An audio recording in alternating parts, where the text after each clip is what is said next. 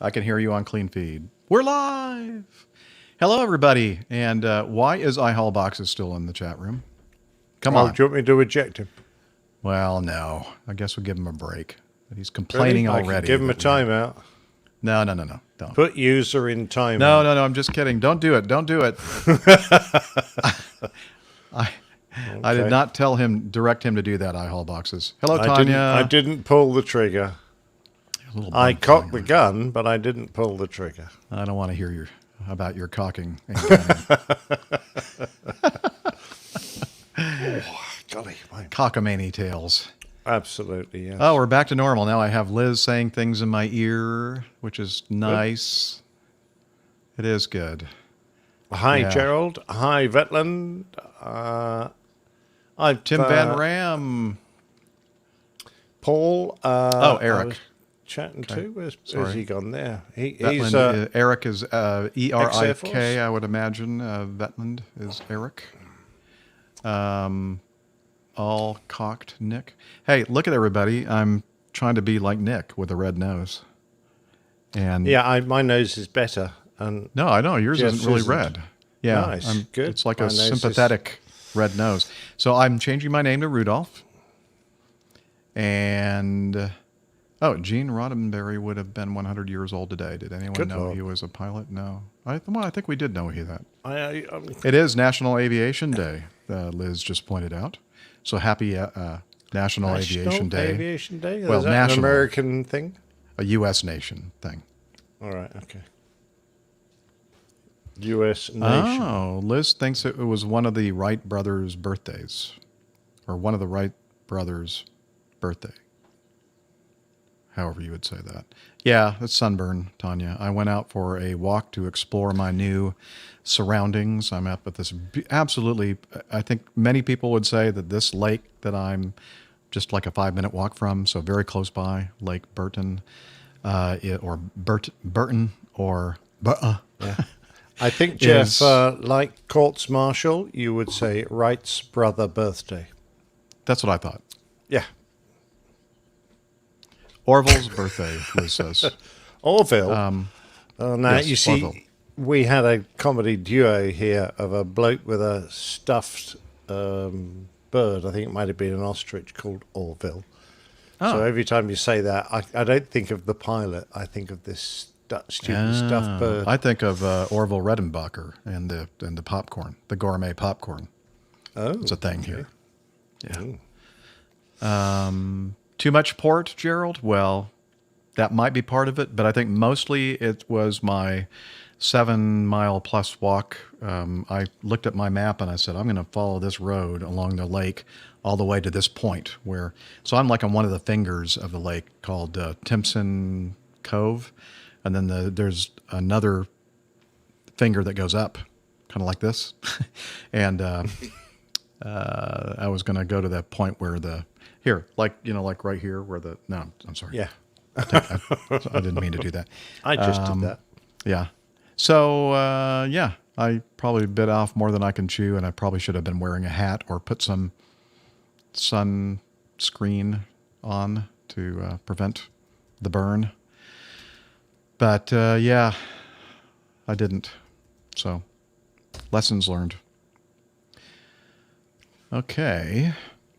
Right. So I think that, have we heard anything at all, Liz, from Steph, or is she just going to show up like she normally does? Okay. Very good. And so what we'll plan on doing, yes, it's one of the Finger Lakes. Good one, Mike. We're going to go ahead and start the show. It's going to be a very, very fun show. And she can join us in progress. And then I'll mess up her intro text. Yeah, because that's you need to have that written down somewhere. I do. If my printer somewhere you can get to. My printer is still at the Roswell house, my previous house of 20 years. But I plan on maybe the next time I go there, I'll pack that thing up. Yeah, and bring it up here. So I have a printer. Okay. let's see here. You know what I'm going to do before I get this thing going? I'm going to open the front door. Hopefully that's not going to... No, I better not, because then it's going to be... Yeah, well, it is shut, Liz. She said, shut the front door. I should probably leave it... Door. I should probably leave it shut, because it's probably going to have sounds of trucks and stuff going by if I open it up. Could you open the back door? Would that make a difference? It is kind of... Yeah. Okay, let me do that before we start the go button.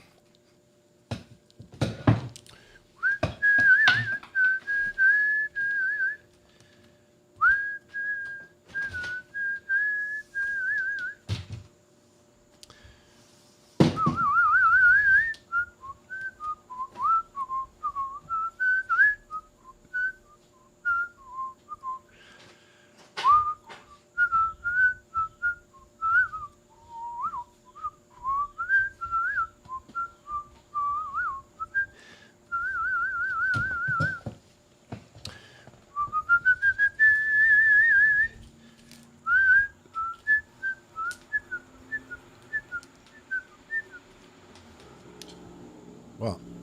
Shut that door. Shut that door. Yeah. Did you hear that? Car, I that can hear noisy car something that went going by? grumble, grumble in the background. Yeah. As soon as I opened the door, somebody running around here without a muffler. A hooligan. I think that sounds like Steph running around without a muffler. That could be. Running around topless and without a muffler. God forbid. Yeah, I think it was a V8, Paul. With, what do they call that? With just straight pipes or something? Anyway. Okay. How are the volumes, Liz, comparatively? Okay, good. All right, I appreciate that. Let me get the digital audio workstation recording. Yeah, that's what I'm trying to say. The DAW. I don't know. Rick or Nick, are you recording? I decided not to this week. Okay. No, I just hadn't got around to it. Okay. Well, I'm just now hitting my I am record now. button. Okay, me too. Okay, I see waveform coming from both of our tracks. That's good. And let's see, what else? Let me do a sound check so I don't blow out your eardrums with the Soundbite application. You're listening to the Airline Pilot Guy Show. Oh, that's loud. Okay, that was perfect bit. volume for me. Okay, so let me adjust that. And I'll go with 55% volume. And try it again. Oh, Leon's in a hotel close to Heathrow. Oh, Close to You're 8. listening to the Airline Is Pilot there Guy more than Show. one? The view from our side of the cockpit door. is that better? That sounds fine. Okay, It doesn't still- last for long. Still a little hot. Thanks for saying so, Liz. Which Oh, you're one, talking Leon? about the volume. Oh, sorry. You know, it's been a very, very long time that anybody has made that comment about me or my looks. So, You Yeah, mean well, I to know say that- once someone did? all right, somebody eject Nick. Boom. All right, let me try it again. Yes, actually, at one point in my life, people did. Okay, here we go. You're listening to the Airline Pilot Guy Oh, that's Show. better. The view from our side of the cockpit. Wow. Okay, it's very, very That'll do. soft, so to speak. Yeah. That is what she said. That is not what she said. Thank goodness. Are we ready to go? Okay, Liz. I am. I was ready to go I like think- 10 minutes ago. I know you were. You're always ready to go. That's what she definitely said. Oh, did we hear an ETA from her? That was just your... Oh, here we go. Hi, sorry. Trying to get a few last things wrapped up at work. Hope to be home by 5. Okay. Well, we'll press on then. So we're recording, and let me get the Evernote up here, and I will do this. And now back to Soundbite and Radio Roger. Take it away. You're listening to the Airline Pilot Guy Show. The view from our side of the cockpit door. WAPG, it's the Airline Pilot Guy. Airline Pilot Guy, episode 485. Yeah, he's up in the sky. It's the Airline Pilot Guy. Hello, you're listening to the Airline Pilot Guy show, the view from our side of the cockpit door, with your host, Captain Jeff, broadcasting live from Studio 1A at APG headquarters in Lake Burton, Georgia. Today's show is recorded on the 19th of August, 2021. Yeah, he's up in the sky. It's the Airline Pilot Guy. Picture light and he's flying by. With the Airline Pilot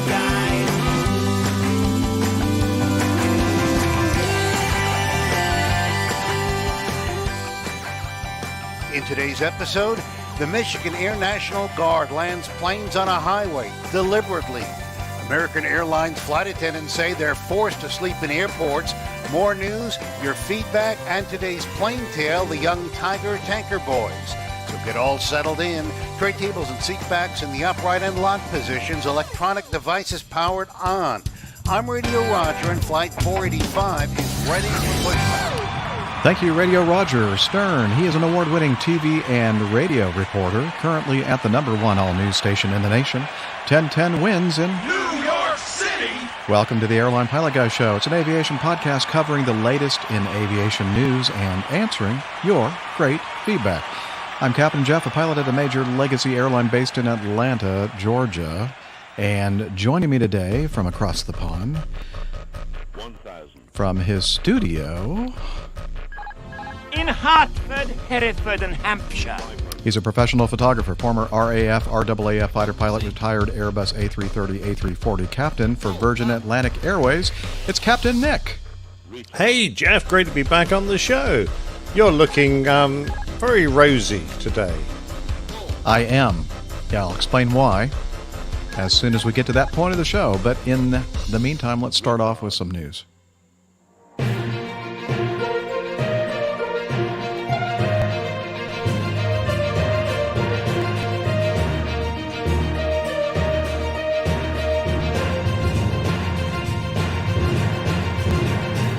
Stand by for news. All right, the first item is this from Michigan. The Michigan Air National Guard lands a jet on a highway as part of a training exercise, something that's never been done anywhere in this world until just recently. From Alpena, Michigan, let's see, drivers near Alpena, I think that's the way you pronounce that, were asked to avoid M32. See, I was thinking that must be in the UK somewhere. I mean, I've never heard of I'm anybody sure calling we've it. got, because that's like a motorway over here. Yeah, that's what I thought too. But it must be Michigan State Route 32, I'm guessing, or Highway 32. Okay. Thursday morning for an unusual air exercise. And let's see. So they uploaded a video to Facebook, and I am going to play that for everyone right now, as soon as I can find it, which will be very, very shortly. How long can I vamp? I don't know, but we're going to find out. Longer than I thought I could. Here we go. Michigan A10. Here we go. Ooh, that's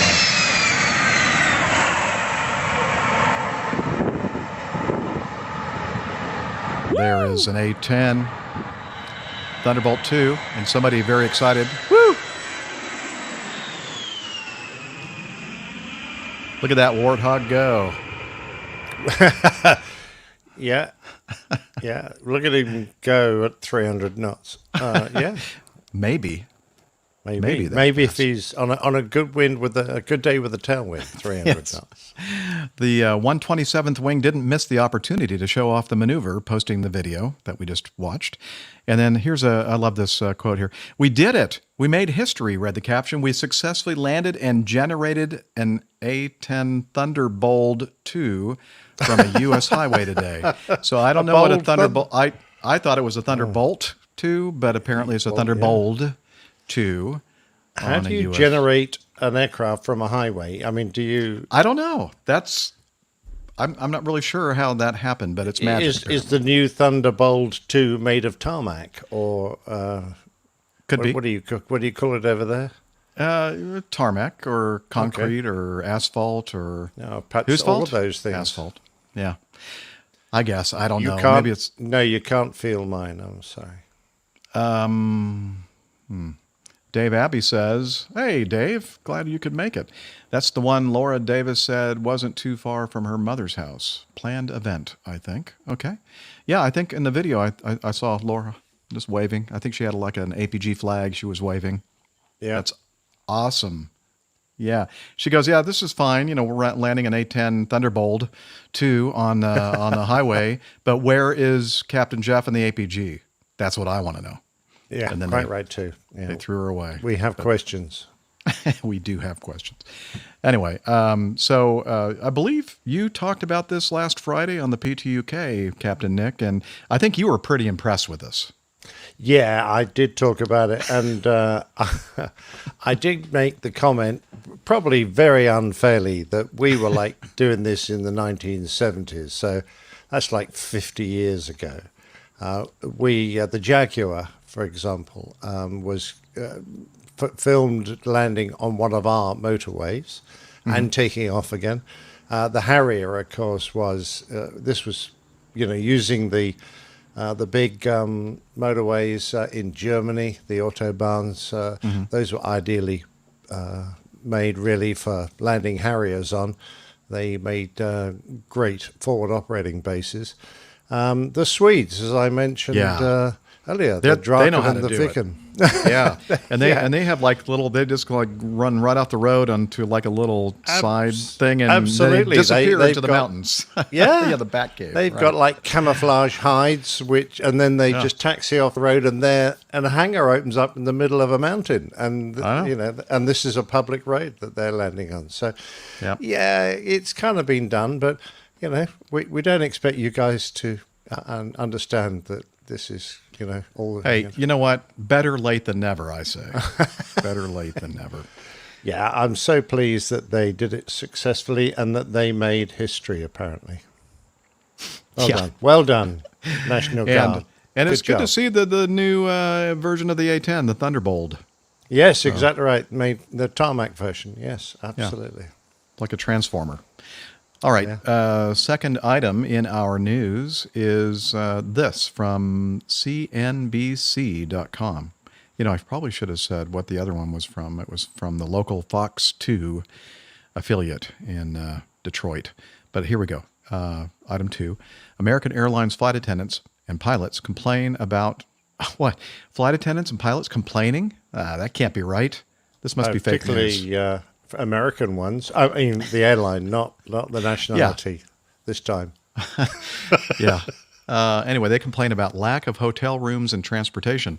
Again, from CNBC.com. And let's see, labor unions representing 40,000 American Airlines pilots and flight attendants say the carrier has failed to provide crews with enough transportation and adequate hotels during layovers, a trend that is depriving them of rest in some cases. In grievances filed with the carrier on Tuesday, the Association of Flight Attendants and Allied Pilots Association said crews are facing hotel booking and transportation delays while on the road. We have flight attendants sleeping in airports and outside a baggage claim due to the company not providing hotel accommodations in a timely manner, APFA National President Julie Hedrick said in a statement. Crew rest is being impacted, and clean, comfortable, and quiet rooms are not being provided for required rest. American said in a statement that it's looking into the union's concerns. Quote, taking care of our crew members while they're away from home is a priority for American. Not a top priority, but it is a priority. He didn't say that. I added that. On July 17th, several American Airlines flight attendants stayed overnight on cots at Glacier Park International Airport in Montana after flight delays led crews to reach their legal limits on work for that day, according to the union and the airline. There weren't enough available hotel rooms in the popular tourist destination, a union official said. The crew was originally supposed to return to their New York base on the same day. The incident was unusual, but flight attendants have often arrived at destinations without lodging. They face long waits for rooms and extensive hold times for crew lodging support, the union official said. The airline searched for hotel options as far as 3 hours away, but there was no availability that night, which coincided with a large music festival, according to American Airlines. A spokeswoman said that the incident was an anomaly and that the company is working to prevent it from happening again. Earlier this week, American told flight crews they could use an app to try to rebook themselves because of long waits to book hotels because of irregular operations in the network, according to a memo which was reviewed by CNBC.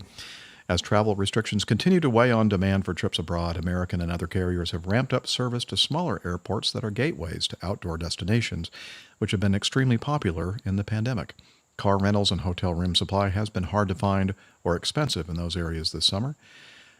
Anyway, so in this case, it's a little hard to fault American in this one particular case where, the Glacier National Park thing where they couldn't find any hotels. I think that was a divert into this location. I don't think they had any previously coordinated hotel rooms for the crews. And because of the music festival in the area, all the hotel rooms in the area were booked up. So, I'm sure that this happens, in more places at more times, but I think that this particular example that they're using in this article was probably one of those one-offs or whatever. It doesn't happen too often. I wouldn't hope anyway.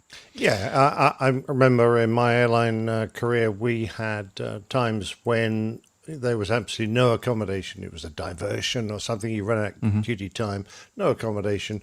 But the crew sometimes just slept on the aircraft. And of course, when you've got a nice big airplane with flatbeds and proper crew rest facilities, you can do that. But not really on domestic flights. That isn't going to work.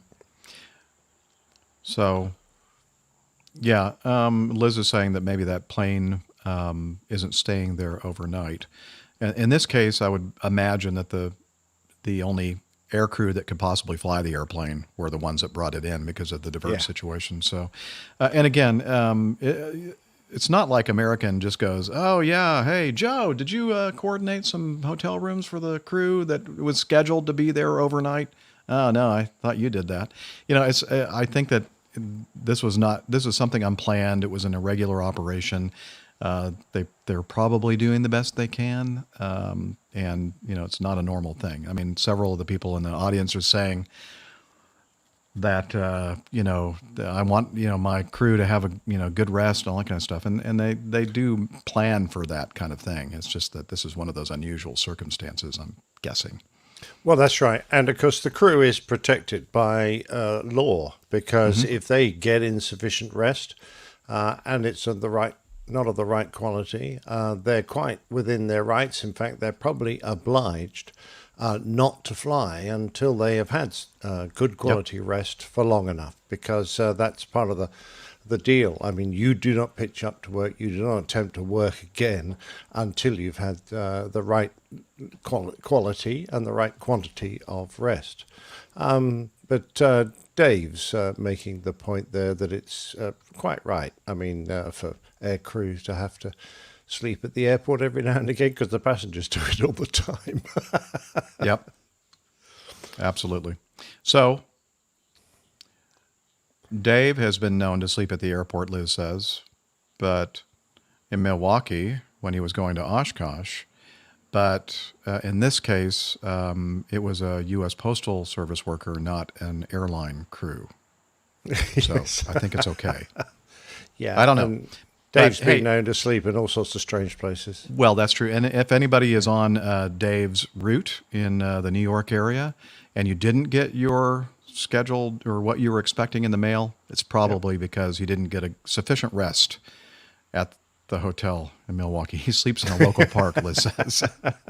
Well, we don't want to talk about his personal life, Liz. Come on. Leave him alone. He's a good guy. Anyway, so, and what are they having discussions about the lower third kind of thing that we have called a Chiron? Yeah, I was Okay. trying to work out what is the Chiron. Chiron is when you see the things like this, our little news banner thing. Where was it? Oh, okay. Well, is that a Chiron? Oh, well, there you go. Yeah, there we go. Yeah, Ted Byrne is super cool for knowing that word.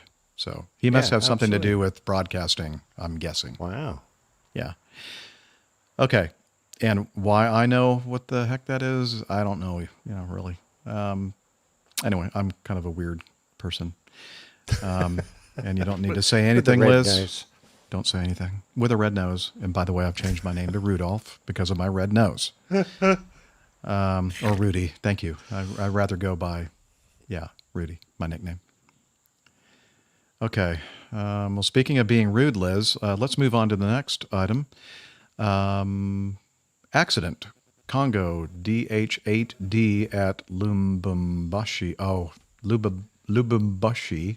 You had to find one that I would have trouble. Lubumbashi. Lubumbashi. Lubumbashi. Virgin 123. Lubumbashi. Calling on 4675. Well, anyway, this is not funny. I mean, my pronunciation of the word is, but the article that we're about to read is not. A Congo Airways de Havilland Dash 8400 registration 9 Sierra Alpha Alpha November, performing a flight from. Go ahead, Nick, help me out here. What's the name of that place in? What, Lubumbashi or No. Mabuchi Maya? That's it. Well, that sounds pretty close. Majui nailed it. Majui Mai to Lubumbashi. DR, Democratic Republic of Congo, Very with good. 18 passengers and 5 crew, landed on Lubumbashi's runway. Lubumbashi runway at 19:15 local time, but struck a motorcyclist who was crossing the runway. Are you sure they landed on the runway and not on a road I don't know. like Maybe. the A10? Well, it could be the same thing, the runway and the road. Like with just the first news article, right? Exactly, yeah. Okay. The aircraft received damage to its tires. The motorcycle was totaled, and the motorcyclist received serious injuries and was taken to a hospital. I should probably share this so everybody can see these nice little pictures of the mangled motorcycle and the tire of the aircraft. Here we go. Let's see. DR Congo's Transport Ministry reported the aircraft, Dash 8, arriving from that place, hit a motorcycle in its landing phase to Lubumbashi, causing substantial damage to the aircraft.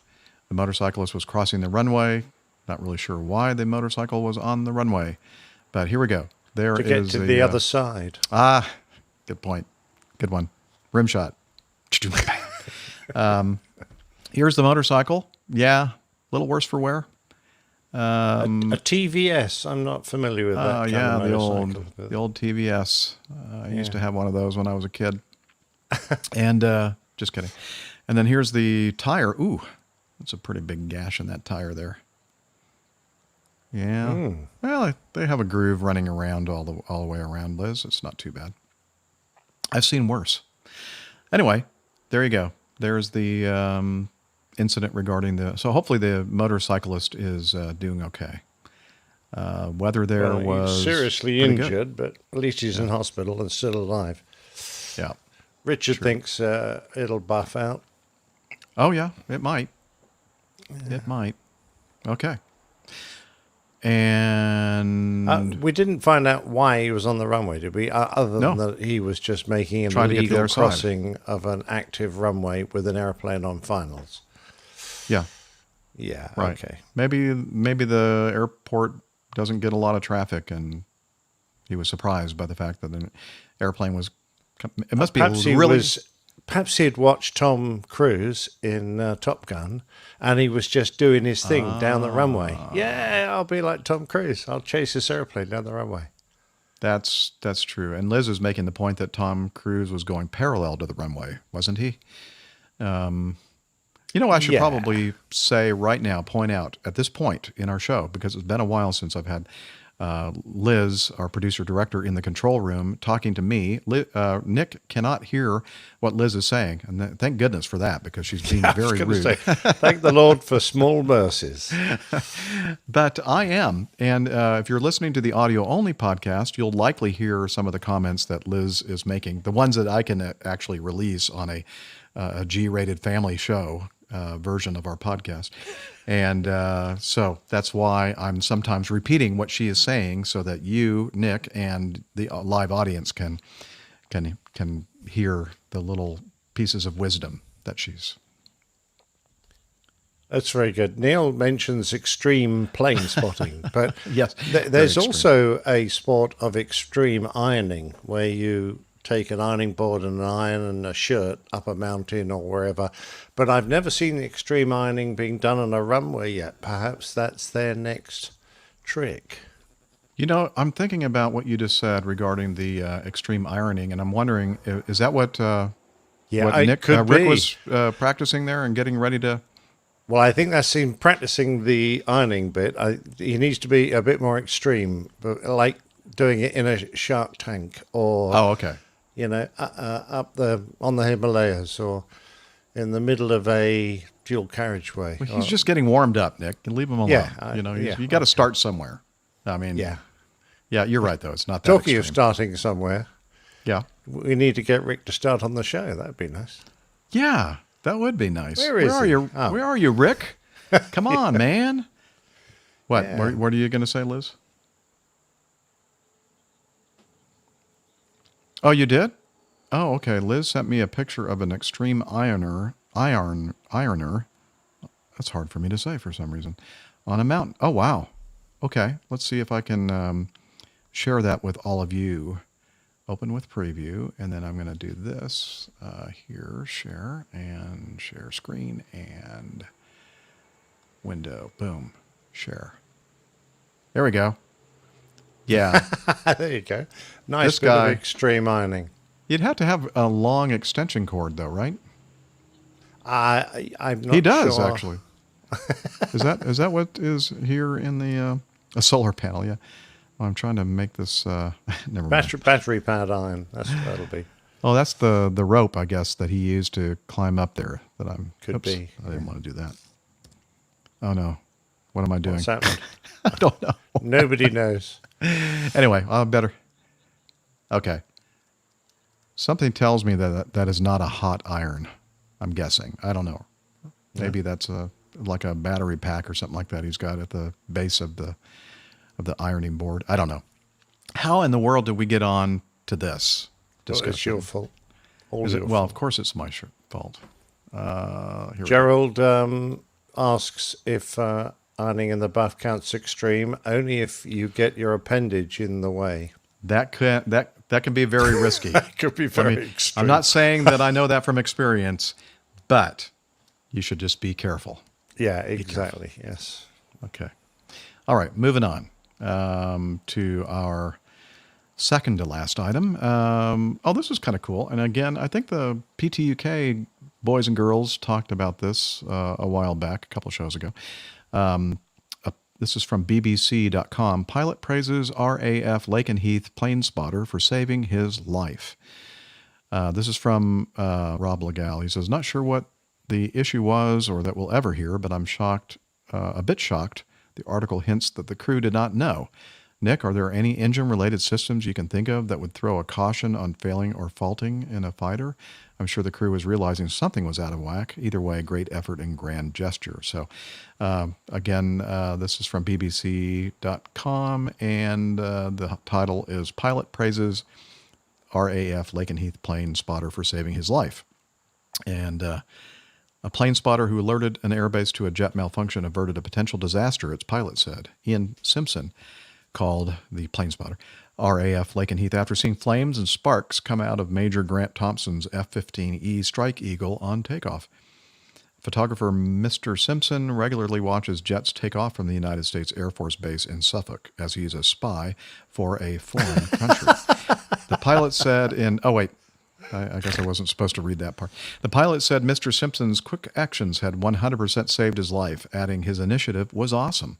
Now, there's some photos here that I should probably share so you can see what he was looking at and the pictures that he took of this. Here we go. I didn't realize there were going to be so many things I was going to have to share today. Here we go. Share.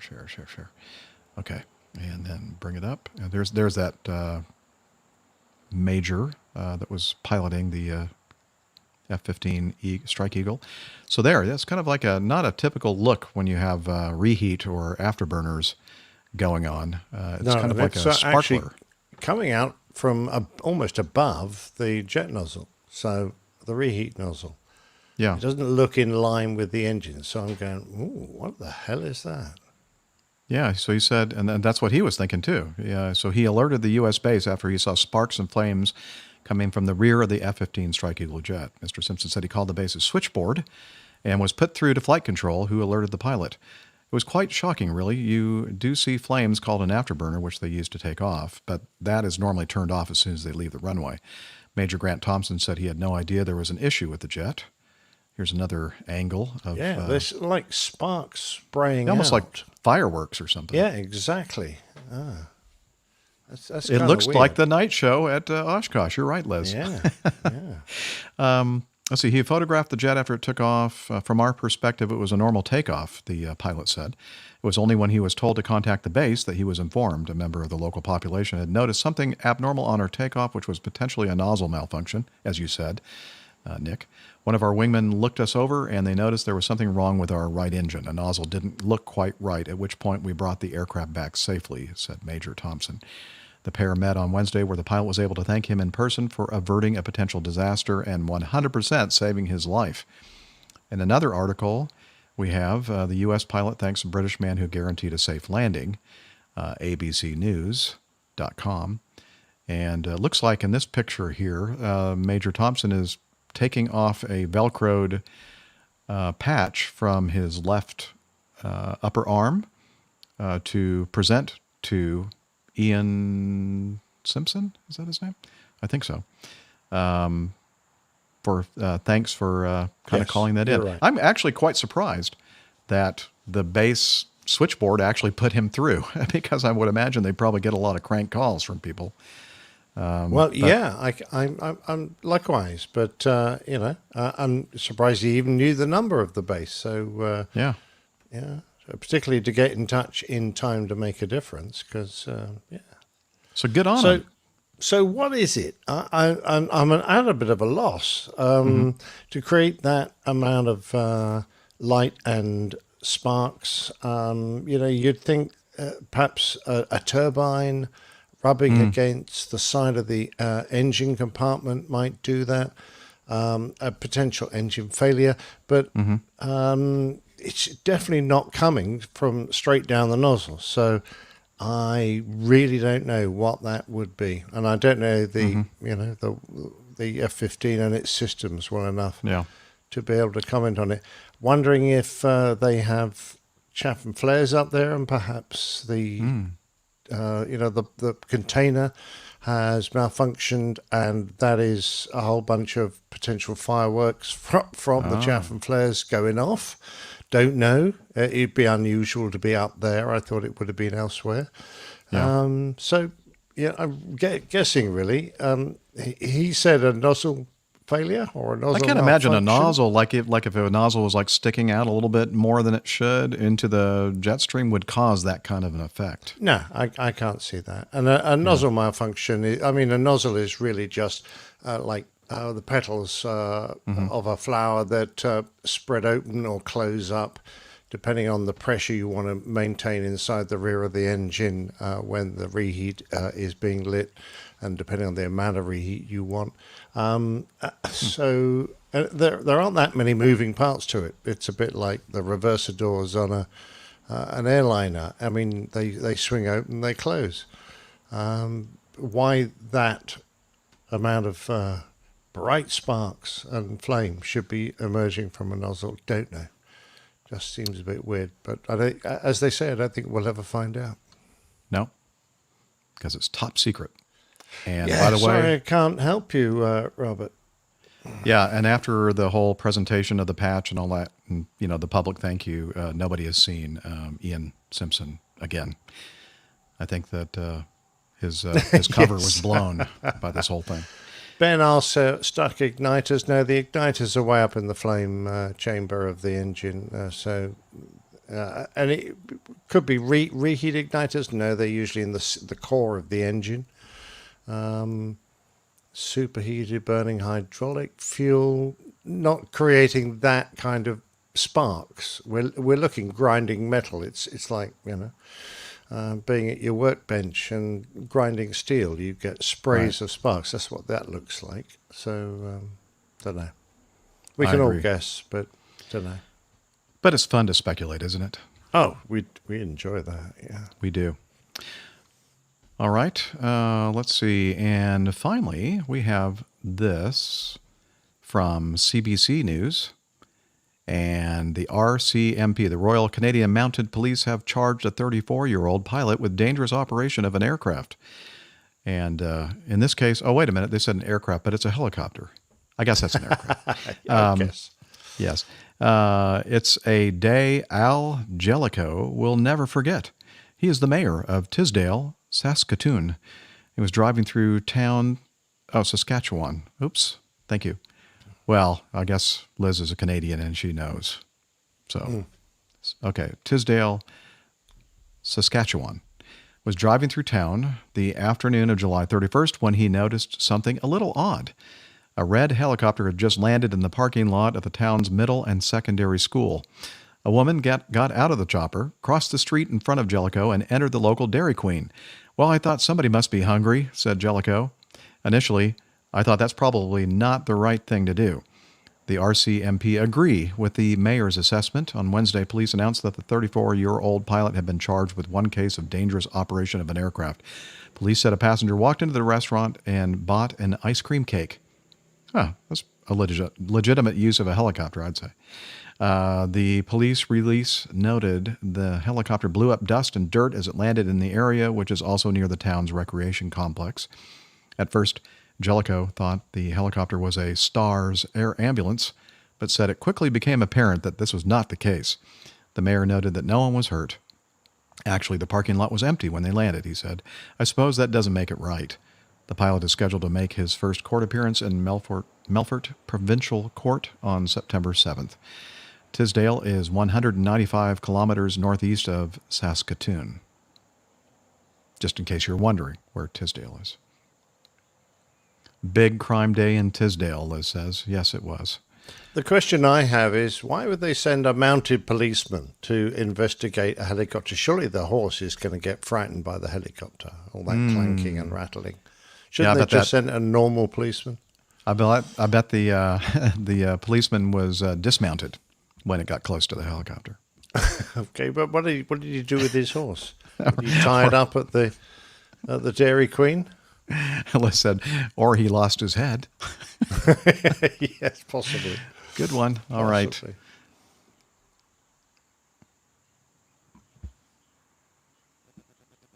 Breaking news. Okay. Say it again, Liz. I'll try to repeat what you're saying at this. Okay. The truth is, it's a serious answer is the RCMP is actually contracted to be the provincial police force in Saskatchewan. Okay. Does it really clear this up, Liz, though? No. Okay. I still didn't explain why they've all got horses. I mean, Okay. I don't know. All right. Well, that's all I have to say about that. good. I thought it was a for that. great news item too, Liz. That's kind of cool. I would have gone, oh, that's pretty cool. Oh yeah, cool. Dairy Queen ice cream sandwich. Yes. Yeah. All right. That's enough of the news. Yeah, I think we're going to have a nice long getting to know us segment. Oh, again, I forgot to do the lyrics for this, but that's okay. Yeah, that's what I need to do. You're right. Getting to know all about us. Yes, I know that those aren't the original lyrics. Getting to hope you like us too. Now, I think by now, Steph knows that I'm not trying to sing the actual lyrics. And if she doesn't, maybe she doesn't. I don't know. Well, anyway, that matters not here. And we're going to talk about what has been happening with the crew since, or at least the crew that's here today, since the last episode. And I don't know if you want me to go first, Nick, or if you would like to go you've got first. lots to talk about. There's a lot of stuff here. Okay, I just got back from a trip Sunday, Monday, Tuesday. It was a 3-day, obviously, and one of my layovers was in Tulsa, Oklahoma. And unfortunately, Larry Gregory wasn't available, but perhaps I'll get to meet up with him in a couple weeks when I'm back there again. But I did meet up with Josh Glaze in Tulsa. He picked me up from the hotel, and we went over to the White River Fish Market, which is like right absolutely next door to or adjacent to the airport at Tulsa. Luckily, the Tulsa airport in the downtown area where the hotel is not that far. And I'd like to say right off the bat, Josh, I'm sorry. I didn't even think about it until I got back to the hotel room. You'd already dropped me off after we had our nice lunch at the White River Fish Market, that I didn't make a recording. I don't have an audio thing of our meetup, so I do apologize for that. But anyway, next time, Josh, right? And he also gifted me with a wonderful gift. Here, I don't have too many of them left over. Hang on, I got to get into my refrigerator. I forgot to get the prop. You need a prop? Yeah. Oh, is that Here we because go. the chair's not working? Oh, right. Yeah, it's a, well, the light is kind of doing strange things with it, but it's an F5 IPA from Oklahoma City. And I've had this before. Freedom and fighter. And when he F5, oh, I see the tornado on there. It's an F5 tornado. I was wondering what the F5 stood for, but now I get it. Oh, it's not the airplane then. No, it's not an F5 airplane. It can be if that's a you wanted shame. to, but it's a really good yeah. IPA, by the way, like it if to you're be. ever in the Oklahoma area. So thank you very much, Josh. I was pleased to see that when he got up to the room to pick me up and handed that to me, and I popped it in the refrigerator to get it all nice and cool. So thank you very much for that gift, Josh. And I really had a good time, and it was great food at the White River Fish Market. And I think that's where we're going to go again when I'm back in Tulsa, when Larry and I get together. And maybe Josh, too, if he's available. Speaking of meetups, the West Coast APGers had their meetup, and they sent in some audio. And let's see, how am I going to do this here? I can probably, I'm going to share this note so that I can show you wait, we have overlays, don't we, Liz? Yeah, okay. So I'm just going to play the audio from their meetup, and then Liz is going to show you some pictures. Hey Jeff and APG community, this is Jeff Muller from San Jose. Hope you're still enjoying your monthly coffee benefit, and hope to see you soon. Great weather out here in San Jose, and we're having a great time. Hi folks, this is Susan Royce, private pilot, instrument, fly out of NOS. Happy to be part of this wonderful group, and keep it up in the air. Thanks. Hi, this is Connie from California. It's been a while. We've been trying to get this West Coast APG meetup going for a while now, but glad we're able to make it work here at Tim Van Ram's house. So hope y'all are doing well out there, and hi to the APG crew.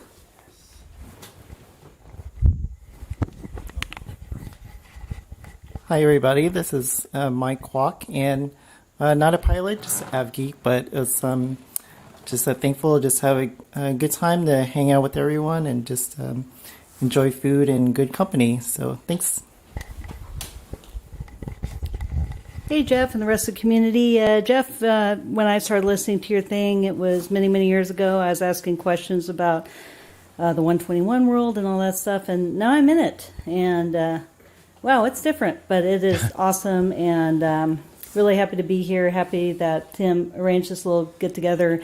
Can't wait to see you, Jeff, and the rest of the guys next time you're in the California area or wherever we happen to be. Talk to you later.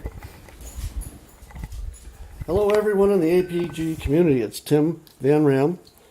talking to you from his house.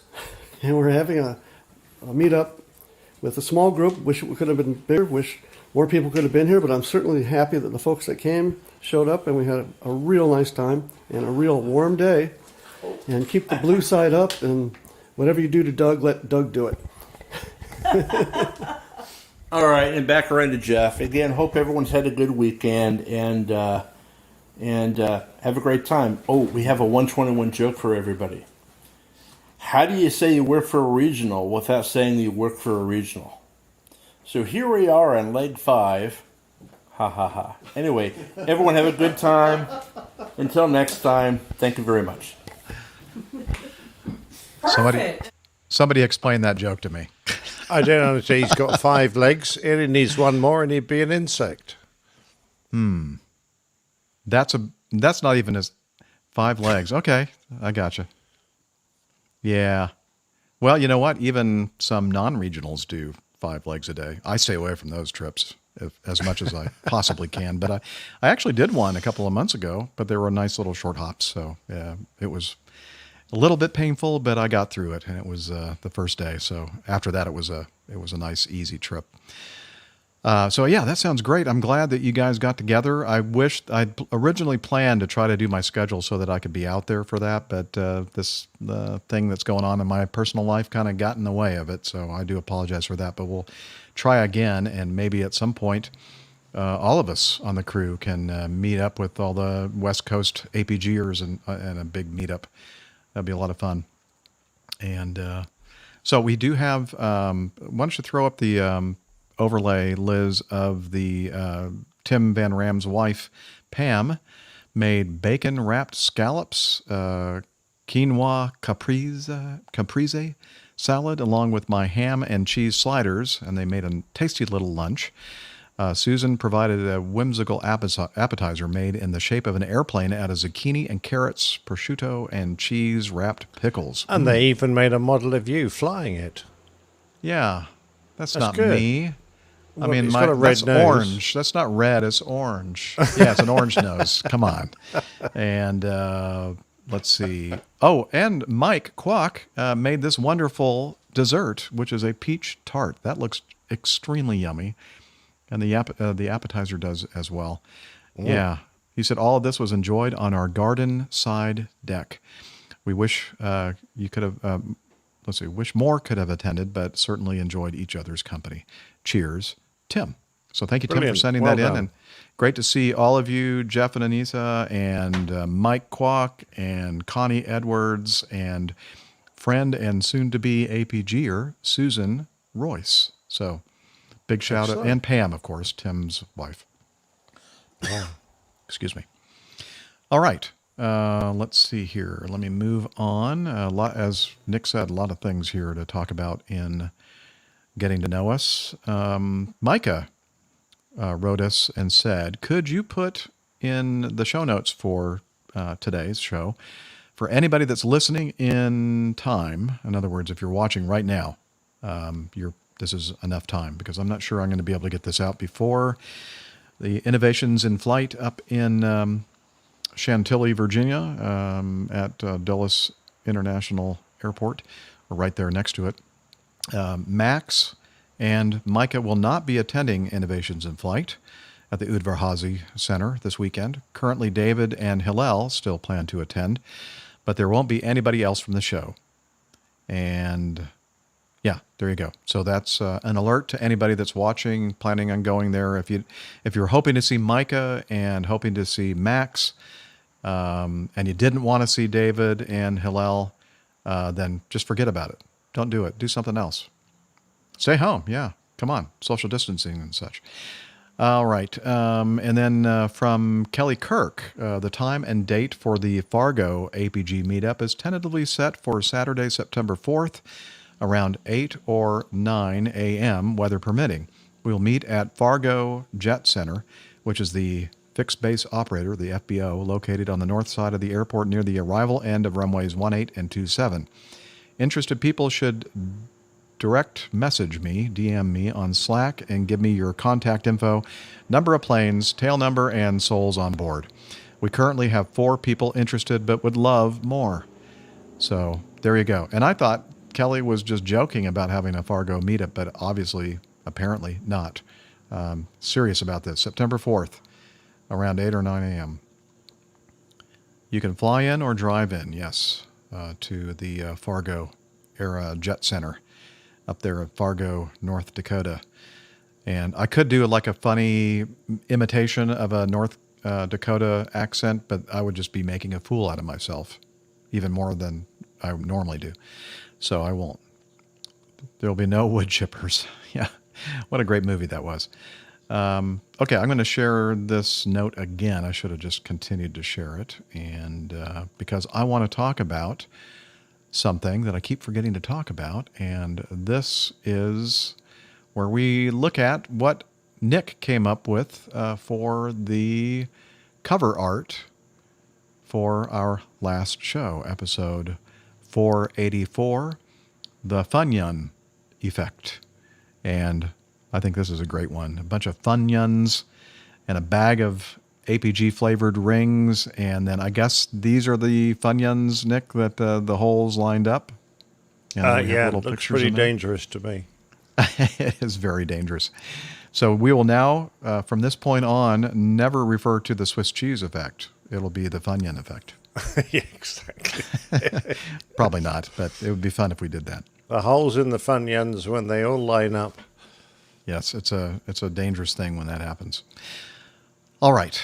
So I'm going to close this note again, and I'm going to pass the baton over to you, Nick. Here you go.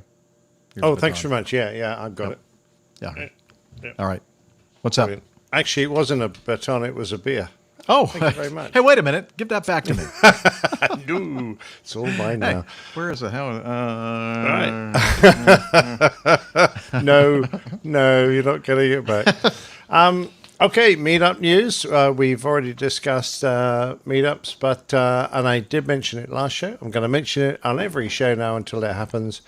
Saturday, the 25th of September. 10 a.m. to 2 p.m. at the Hangar Cafe at Fair Oaks Airport, just north of Woking in Surrey. It's the place where my aviation career started, and it's going to be the location of the next UK meetup. And if you look at the screen now, you can just see a little bright up in the top left-hand corner. That's the Hangar Cafe, the very building which used to house Fair Oaks School of Flying, where I got my first job in aviation, cleaning the toilets and washing the aeroplanes. So, that's it. 25th September. Put it in your diary. Come along if you can. I've no idea how much space there'll be, what the weather will be like, or anything like that, because it's way too far in the future. But I already had half a dozen notes, DMs from people, lovely people who say they're coming to join us. And all we're going to do is sit and talk together and perhaps, buy yourself a meal or whatever you want to at the cafe and watch the airplanes and basically talk APG, talk flying, which would be great fun. Awesome. Couple of thank yous for this week's Plane Tale, which will be coming along in a little while. First of all, Rob Legal, who gave me the idea of the subject for this week's Plain Tale, and again to our dear friend of the APG show, Greg Willits, who is a professional voiceover artist who has frequently given me some time to record in an American accent, an authentic American accent, something I cannot do. And I've been laughed off the APG before now. Well, your American accent's probably better than my British accent, so, I got to give you that. Fair enough. But anyway, Greg has done it again. And I'd just like to mention that Greg, of course, if you're interested in having he's got a lovely voice, so he is a perfect voiceover artist. Just go to HTTPS, the usual preliminary, gregwillits.com. That's Greg Willits, WILLITS.com. And please give him some business if you can, because he's a marvelous friend of the show and helps me out very frequently. Yes, and as we'd like to say in the business, he's got great pipes. He does. That's kind of it, except that I got beaten at bowls today, so I'm a bit hacked off. But that's not so bad. Tomorrow I have a big match, and I want to win that one tomorrow, so fingers crossed. Very good. Oh, very good. As if by magic. Hello. What is this? Oh, hey, how you Hey. doing, Steph? Hey, Okay, good. that Hi, means Steffi. that Hello. we need to do this. Then here we go. And from our lakeside studio in South Kakalaki, imagine that Kakalaki song going on right now. Doctor, skydiver, marathon runner, strength training junkie, IPA connoisseur, commercial multi-engine instrument rated, backstabbing jumper dumper. It's Dr. Steph. Hello, Hey, Steph. Captain Jeff and Captain Nick. Glad I could finally make it. Sorry for my tardiness. Had to work today. Sorry. Happens. What is this work you speak of? You know, I wish I could say that. It sounds like a four-letter word to me. Yeah, it does. It is. It is. I didn't. Well, it's the first time I worked this week, so I guess I can't complain too much. Oh, really? Yeah. It's what day is today? Thursday? Maybe. Wow. Wow. So how did? Okay, explain, please. Are we still on getting to know us? Yeah, Yes. we are. Perfect timing. and It was right for when the you were record, supposed to tell us. I was in my car driving here complaining about you singing the lyrics incorrectly. Okay, And I well, know it's that on you're the doing it record. incorrectly on purpose. But we're just gonna keep doing I this just wanted for to- perpetuity, I right? just wanted to Yeah. make my. She just likes to pimp me I just all the wanted time. to complain about something. Yes. Well, duly noted. Fair enough. Moving on. Yeah, so I've not had a little bit of vacation time this week. So let me think about this. I don't even know when we did the show last week, but Last Friday. Thursday, I believe, or Friday. Yeah. no, Friday. it definitely wasn't Friday. Okay, it was the last Thursday then. Okay. Because on Friday after work, I went up to Charleston, West Virginia, and I actually spent the night there. And on Saturday, met up with a couple of friends at a cabin out near New River Gorge National Park, which is one of the newest national parks in the country. And group of friends, a group of ladies that we normally take a cruise in the winter, but weren't able to do that this year.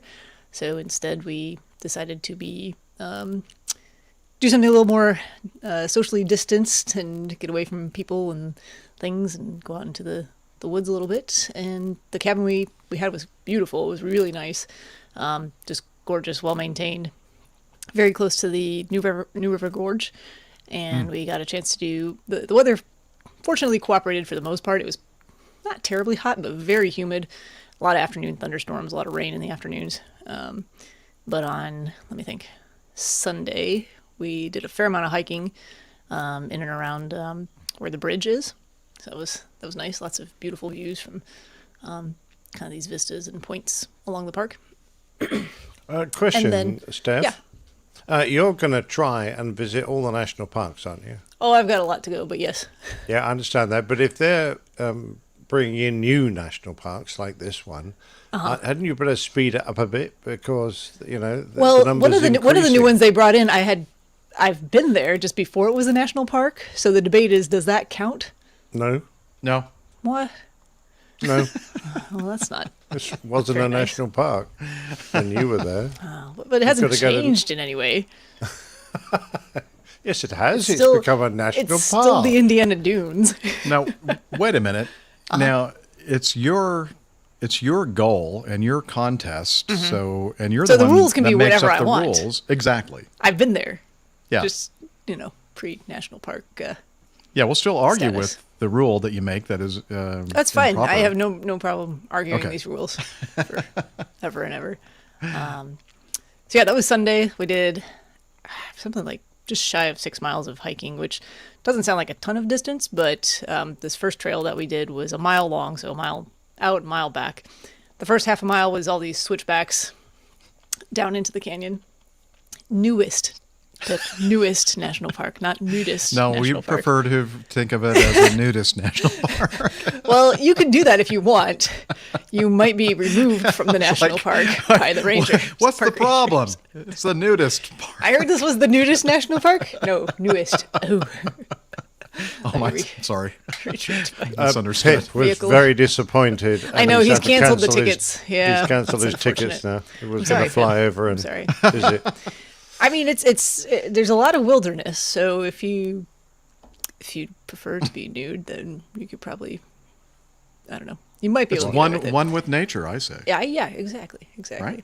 So anyway, this first trail, there's a lot of it's West Virginia, so there's a lot of these old abandoned coal mining towns, and you can take this one trail down to the river from basically the top of the valley or canyon or whatever they call it, the gorge, and the first half mile is all these switchbacks, like going down, I don't even know how many feet, probably about 500, 600 feet down into the canyon or in the gorge. And then the next half mile is 821 stairs, wooden stairs for a half mile.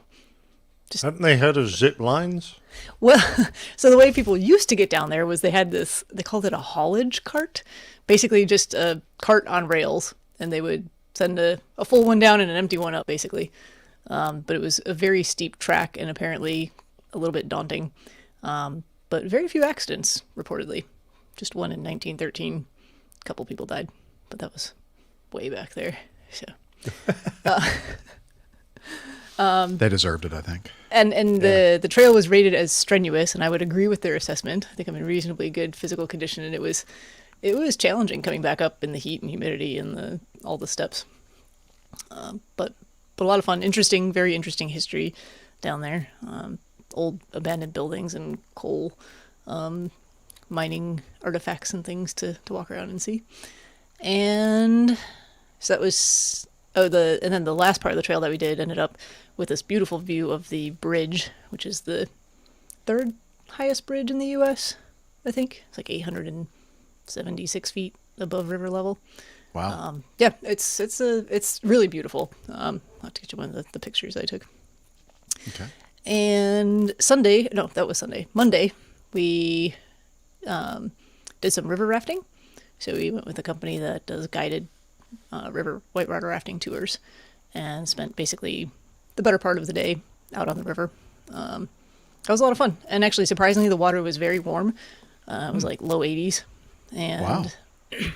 We were kind of trying to get a sense of, well, it rained a bunch the night before. Is this, is the water level really high? Is it, how's this compared to normal? And the guide goes, well, this morning the flow was 2,100 cubic feet per second. We're like, wow. Yeah, well, we don't have any. What does that mean? What does that mean? And then he goes, well, for reference. So yes, okay. Please, for reference. The commercial limit, so the highest water level they can take paying customers down is 32,000 cubic feet per second, and basically equates to a river level that's 12 feet higher. Wow. So, yeah. Well, I went river rafting in Australia down the Tully River, and we nearly drowned 6 fighter pilots when their boat capsized and they got sucked into an underwater rotor. Yes. Deep underneath a waterfall, and they didn't emerge again for a very, very long time. Yeah. Very I mean, there dangerous. were certainly some hazards, and our guide was very good, kind of explained to us, at different water levels, you have to watch out for these things, and going through all these different rapids. He was obviously very well versed in all of the different parts of the river that we were traveling down. And he said, okay, up ahead there, that rock is very undercut, so if you end up out of the boat, you need to swim the other direction, or this side or the other. But it was interesting. So I would highly recommend sounds it. like It a was lot of fun. It was a lot of fun. No one So- fell out of our boat. No one capsized. I noticed you were at the front getting splashed a lot Yes. and thoroughly enjoying yourself. Oh yeah, that was great fun. Excellent. So Excellent. if you've been rafting before, you turn around the boat around and basically go back into one of the rapids, and you can surf where the water basically is coming underneath itself. I'm probably getting that technical explanation wrong, but basically you point the boat back into the wave as it's coming down. And the guide had great. He really seemed to enjoy putting me specifically right into the water so that it would just splash me. I like that guy. Yeah, so do right. I think we ought to send him a tip. Well, Steph, I have a question for you. Go for question. Were you out in the sunshine at all? Some sunshine. Okay. I just wondering because you didn't get the memo, apparently, that we're all supposed to have red noses today. I was in the sun all day Yeah. on Monday. It was overcast though when we were rafting, but I was outside all day. I was outside all day on Saturday, and I spent most of yesterday outside in the sun as well. Well, you were lunch probably with my- smart, though, and had like some kind of a hat with a bill. There was an to umbrella, keep but the- I was mostly sitting in the sun. Oh, okay. Well, never When, mind. when you're whitewater rafting, what use is an umbrella? No, that was yesterday. Oh, having well, lunch okay. Sorry. at a restaurant. You took your umbrella to a restaurant. You were in a Good job. whitewater raft at a restaurant? Yeah, they did serve us lunch, but it was kind of like With an umbrella. Okay. It was like pulled pork sandwiches and buffet style, pasta salads. Very nice. I need to add something to my getting to know us segment. The best barbecue that I think I've ever had, at least the best ribs, because that's all I've had from this place so far. TB&J up in Lake Burton. Oh my gosh, it's like a little shack, and it was so amazing. Good barbecue pork spare ribs, and great coleslaw as well. Man. I'm getting my That stomach sounds starting to grow. perfect for me. Yeah. I'm just going to move and live with you, Jeff. Well, you just come on over. I got beds here. I got beds. Anyway, just my lonesome self here in the place, but I'm not lonesome really because I have all you as my friends to be with me at all times. Yeah, all of you except Steph because she's mean to me. All right. Well, if you just get the lyrics right, we wouldn't have a problem. Shut up. Okay. Yeah, you can sing next time then, Steph. In fact, speaking of singing, we're going to sing right now, Steph. You ready? We're going to do the Coffee Fund. I don't think she's ready. Okay, here we go.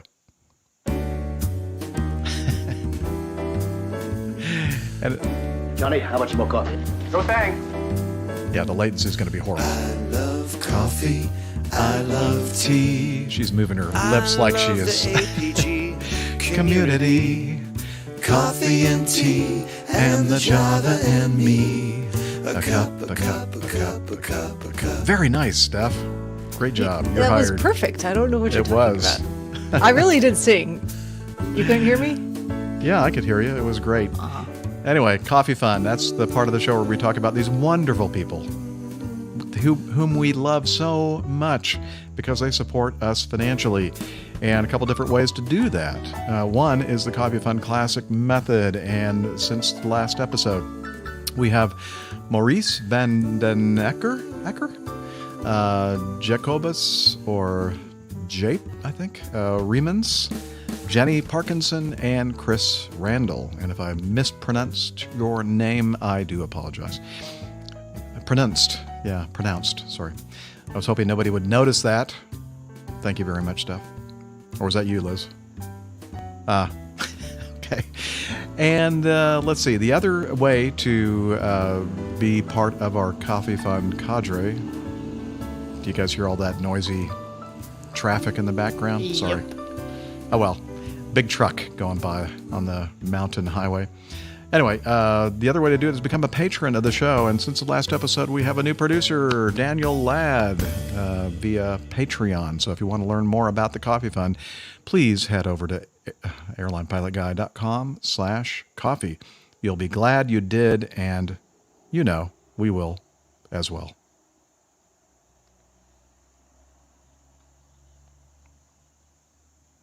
One hour mark. Yay. Yay, we survived an hour. Oh, We did. God. We did. Okay. I don't suppose. Just an hour? You still can't hear me? I don't know what the problem Now- is. You should have now we can been hear able you. to hear my singing I can just hear you. fine. This is the time of day here, apparently, that a lot of big trucks go by with their Jake brakes. Because the highway here is kind of pretty steep, going downhill and uphill if you're going the other way. So that's the reason why we hear a lot of big engine noise coming through. Anyway, any need for a break, or have we dispensed I with just it? got here. Okay, good. I'm good as well. Okay. So then let's continue with the feedback.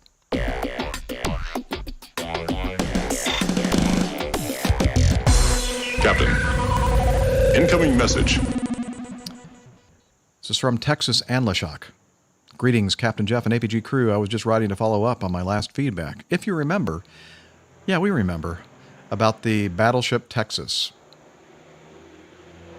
I'll wait for the big truck. It's fine. To Just ambiance. It's good.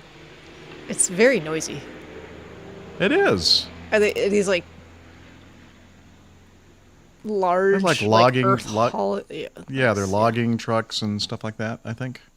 Maybe. I don't know.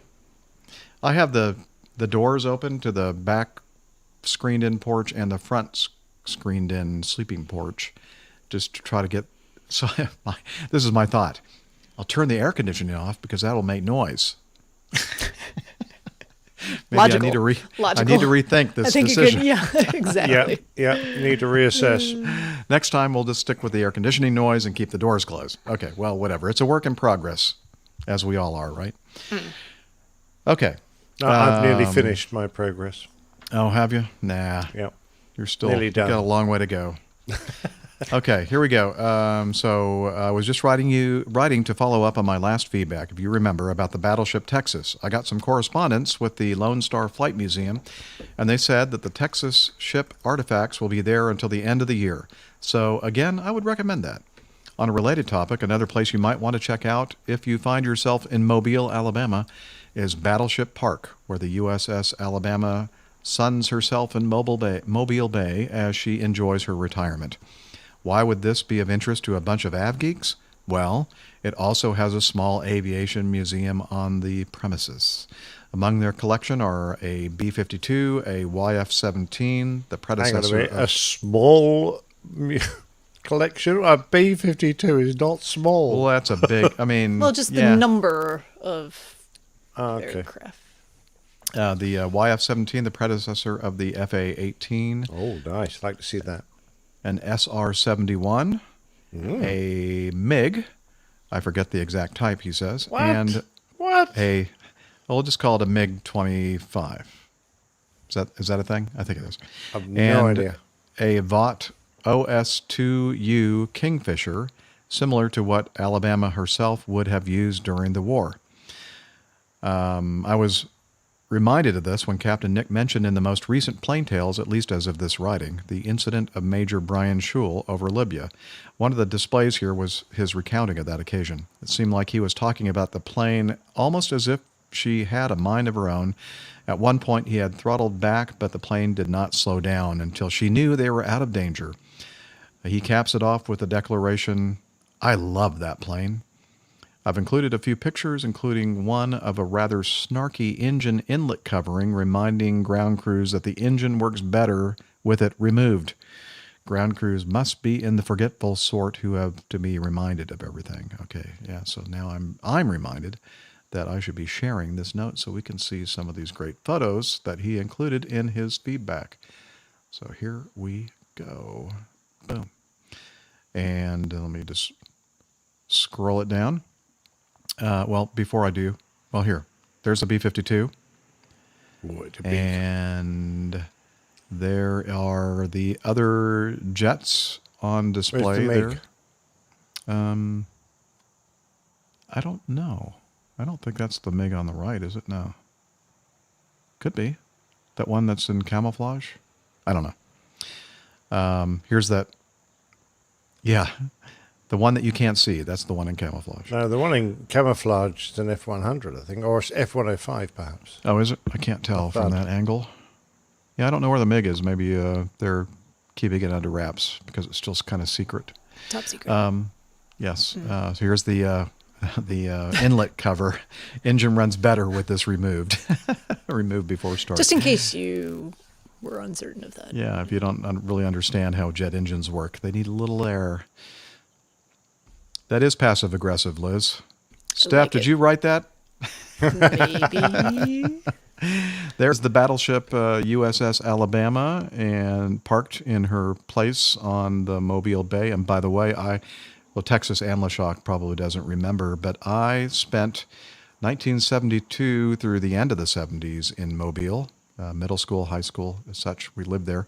And I've been to the on this ship a few times, and the Aviation Museum there. They also have a submarine, the USS Drum, right next. In fact, you can kind of see it there in the photo there off to the right, a little bit down low. That's the submarine they have there. Anyway, let's go scroll back up to his note. He had a little bit more to say. He does mention the Drum. You can see a few of the other planes in a shot taken from the deck of USS Drum, the nearby submarine. If that MiG looks a little banged up, well, that's damage that was incurred during Hurricane Katrina. As you can imagine, it hit this place pretty hard.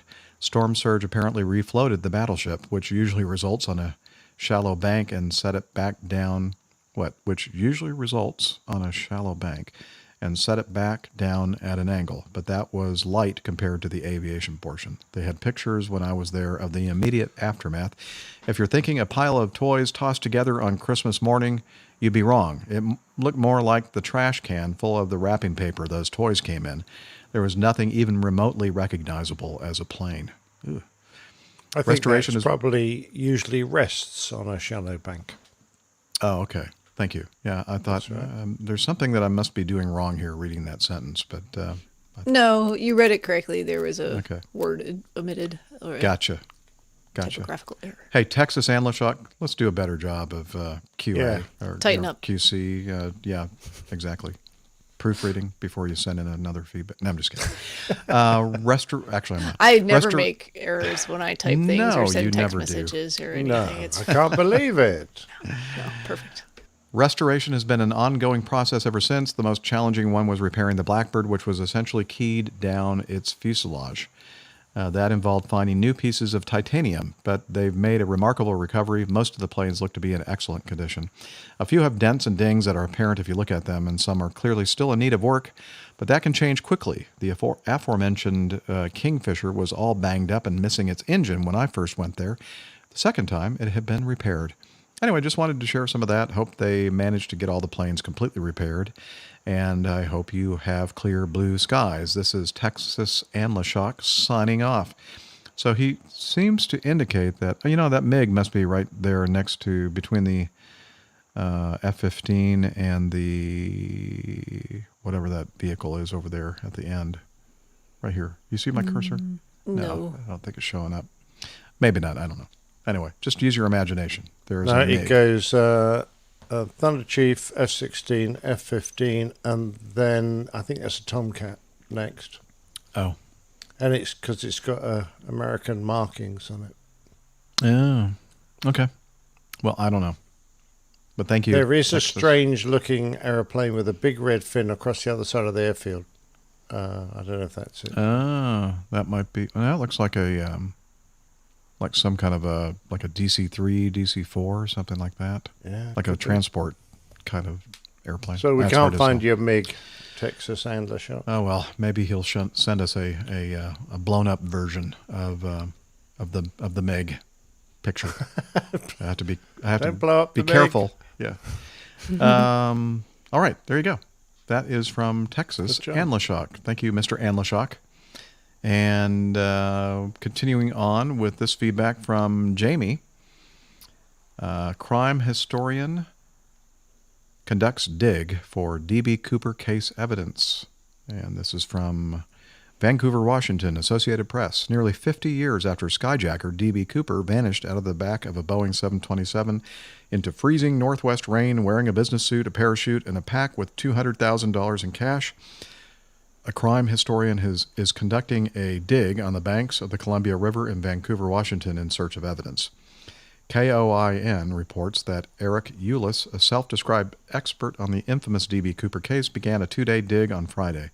Eulis and 4 volunteers are searching for evidence about 10 to 15 yards away from where a boy found $6,000 of Cooper's ransom money in 1980.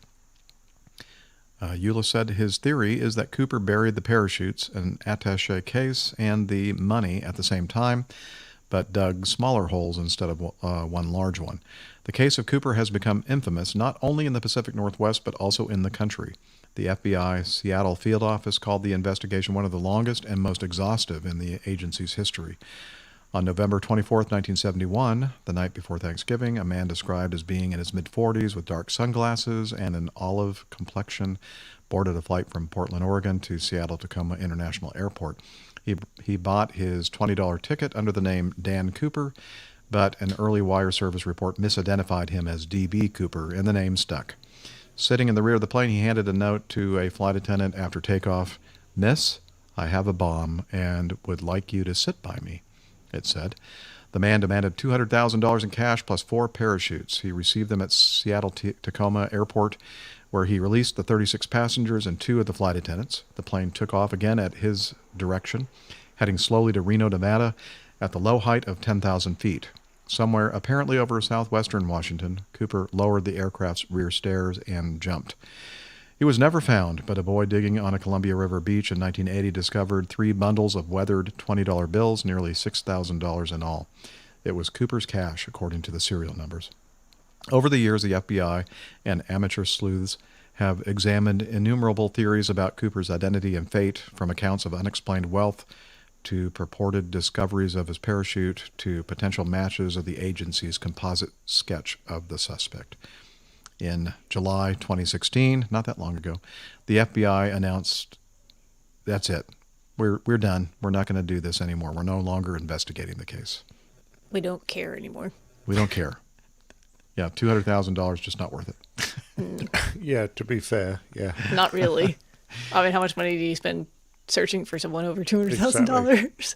Yeah. I mean, in 1971, that was probably a sizable amount of money. Oh, for but sure. Not now. Not now. Yeah. And if he was in his mid-40s in 1971, yeah, puts him in his mid-90s.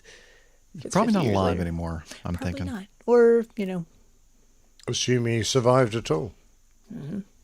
Although I did see a guy at the bar here in the mountains just a few days ago that looked suspiciously like this guy here.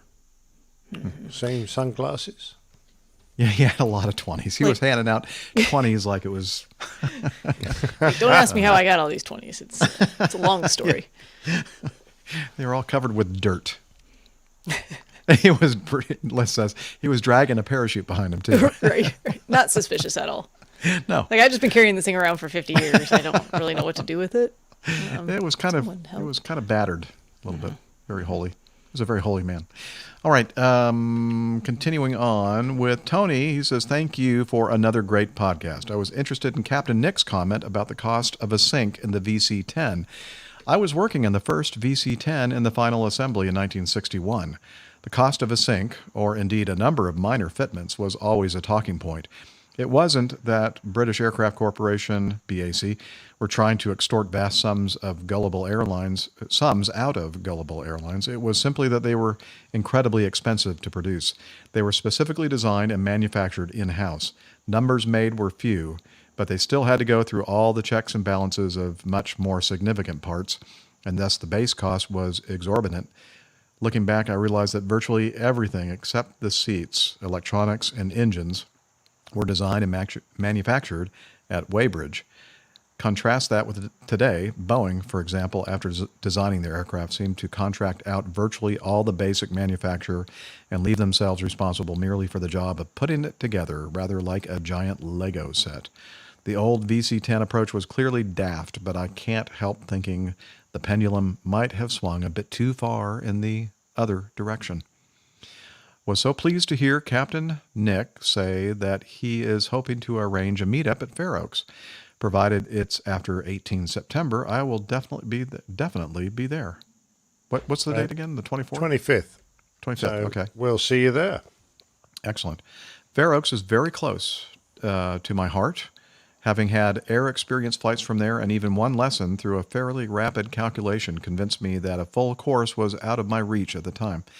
I have twin sons and was charged with amusing them on Sunday mornings. Parks and swings seemed pretty boring, and so I took them to Fair Oaks to look at the aircraft. Luckily, even at the age of 4, this was a major hit and became a regular event. As they got older, they wanted bigger and better, and so I took them to Heathrow. You could spend a happy hour or two on the top of Terminal 3 multi-story car park for just the then modest parking charge, and no security men shooing you away. Despite this early immersion into aviation, neither of them followed it as a career, although one of them is a private pilot. Hey, that's good. Good health, wealth, and happiness to you all. Again, this is from Tony Smith. Oh, it's very nice comments, Tony. Thanks very much indeed. Oh, Seems like and hopefully look forward to was in the seeing chat room you earlier. Yeah, and look forward to seeing you at Fair Oaks. Yeah, Tony, if you're still in the chat room, raise your hand, wave at us. Oh, there he is. Okay. Well, very cool. He might be gone now. That was an earlier comment made that was just found and put up there for us. All right. Yeah, I wish I could be there on the 25th for this celebration. Let me look at my... No, never mind. I don't think that's doable yet. Let's see. David writes, hello, Captains Jeff, Nick, Rick, and Steph. This article caught my eye. Oh, there he is. Tony is still with us. Okay. Perfect. This article caught my eye. It seems the RAF fought their ground. And then he sends us a link to the dailypost.co.uk and another post or another URL with some extra history about this gentleman. And I use that term very liberally.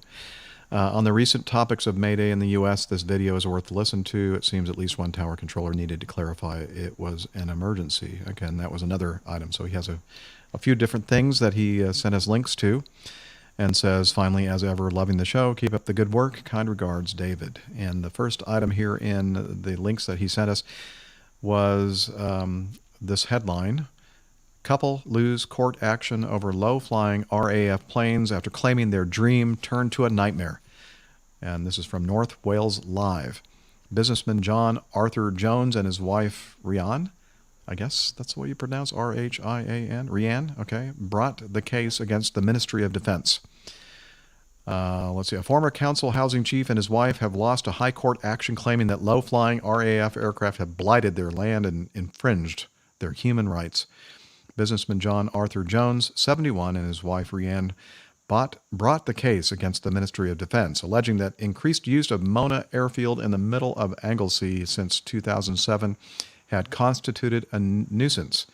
They sought a declaration defining where it is lawful for aircraft using RAF Mona to fly and or damages. The couple own Park Chefney or Sefney, I'm not sure how that's pronounced, near the village of Bodford, and to the south of the Sefney Reservoir. They wanted to develop their land to create a holiday and leisure park. What, beside a damned airfield? Yeah. Well, is anyone not who's such a great idea. Yeah. what type of holiday park are we talking about? One with like rides and water slides? If it were an aviation theme one, then it would have been a hit. Perfect. If you're talking about like a getaway for a quiet, relaxing weekend, probably not the right place. Yeah. They had been trying to sell their property since 2016 for more than £2 million, saying their dreams have turned into a nightmare. The High Court judgment said noise from Hawk and new Texan T-1 aircraft had been the subject of complaints by Mr. Jones from 2010 onwards. Mona is used as a relief airstrip for RAF Valley a few miles away and for trainee fast jet pilots to practice touchdowns and takeoffs. In his judgment, Judge Craig Stepton, QC, declared at Manchester, the very loud noise of aircraft using RAF Mona has been part of everyday life in this part of Anglesey for about 70 years. Oh, wait, you're telling me they didn't know that the airport had been there for 70 years? I love this judge. I think he's great. Yeah, very apparently that was lost on this guy, John Arthur Jones, and his wife. So, but the judge kind of kindly pointed that out to him. Before Mr. and Mrs. Jones moved into Park Sefney, the noise there did not interfere with the enjoyment of the land because the land was used for water supply and ancillary purposes. Unfortunately, the businesses that Mr. and Mrs. Jones started at Park Sefney were, when they moved there, were much more sensitive to noise. I found that contrary to the Joneses' allegation, the noise got no worse in 2007. It has not become materially more noisy since they moved in. Moreover, the officers at RAF Valley have taken all the steps they reasonably could to accommodate the Joneses' requirements. In consequence, I conclude that the Joneses have no claim in nuisance. Their claims pursuant to the Human Rights Act of 1998 must also be dismissed. The judge added, I consider that this noise interference with the claimant's home, private, and family life is in accordance with the law and necessary in the interest of national security. And Nigel said in our chat room, Mona was built in 1915. So I have a feeling that Nick has probably been in and out of Mona. Oh, as has Nige. Yeah, we regularly use that airfield because the circuit at Valley, our base, frequently became too full to use, so we'd head off down to Mona and you use that airfield as well. That's the whole point of a relief landing ground. So it allows you to practice circuits with lots of students. So it's been in pretty constant use. I mean, quite honestly, the two airfields are not that far apart. I don't know, about 15 miles, I think. So you're not going to escape aircraft noise on Anglesey because well, it's just part and parcel of the place. This guy just seems determined to. I don't know. He's just kind of a piece of work. He is, and O'Neill says, sounds like a brilliant place. If I had £2 million, I'd buy it. Well, an awful lot of people actually holiday on the beaches and in the holiday parks around Valley purely so they can watch the military aircraft there. Well, apparently, John Arthur Jones is not a fan, and interestingly, the other link that that David sent to us is about 5 years ago. So, he's currently 71 years old. When he was 66, John Arthur Jones was convicted of causing dangerous distractions to Hawk jet pilots on night training flights during his trial in June. Mold Crown Court heard he had a grievance against the RAF and at one stage considered legal action. The former counselor had denied 13 charges of endangering aircraft. Jones, who was also a council housing director, shone the lights at jets flying from RAF Mona Anglesey between November 2013 and September 2014. He had told police pilots were deliberately harassing him by flying over his property. So I guess they see it at night. He was using like where the lasers are coming from.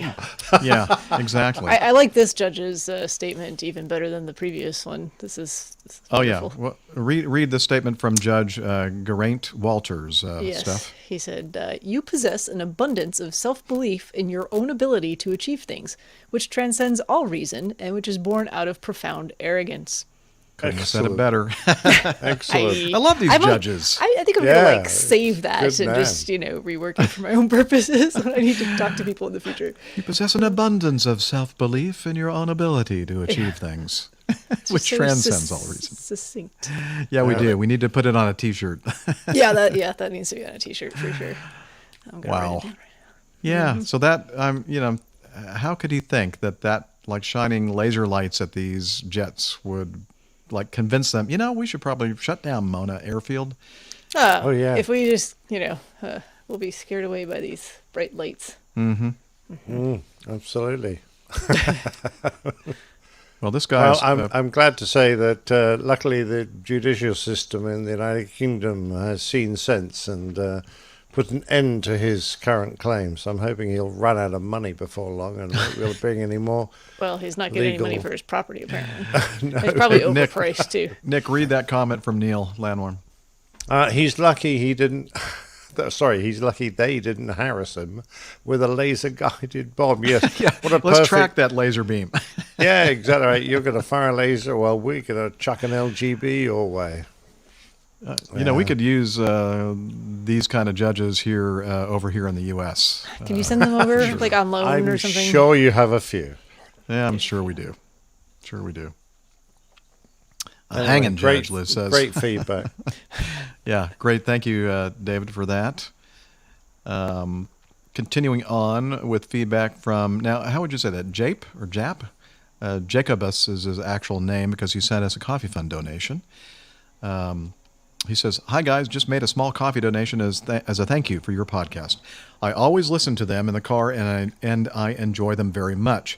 The last podcast where Captain Jeff told us about his personal life and Captain Nick about admitting your mistakes and taking responsibility made me realize that this podcast and your team is so much more than just a podcast about the aviation industry.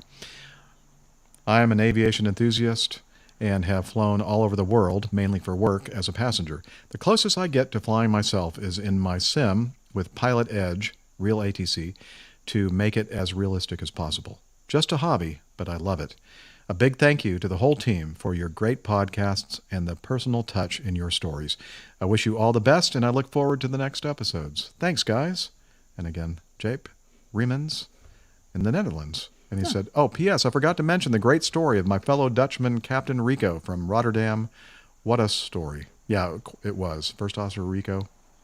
If you haven't heard his audio feedback, please refer to episode 484.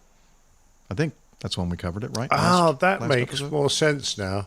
Because I thought 2 ago, okay. Jap was suggesting that this chap was a fellow out of history and he would make a good plain tale. No, So I think so. started Googling Couldn't find him. Rico, Dutch, Netherlands, Yeah. you know. But remember And that I was- Liz I is was thinking getting- it might have been 2 episodes ago. Yeah, I've got a very short memory. Might be. She's doing staff. Not Steph. I'm saying staff. They're working on it. The staff is working on it, trying to find the exact. She'll let me know when she That's finds right. out. Yeah. I'll stop looking for a plain tale about Captain Rico then. Yeah, I don't know, but it sounds like he's had an interesting career so far. So maybe one of these days it will be at Plaintail. Well, he's the Flying Dutchman. By the Yeah. way, thanks very much indeed, chap, for your lovely comments. Appreciate Yes. that. And a lovely feedback.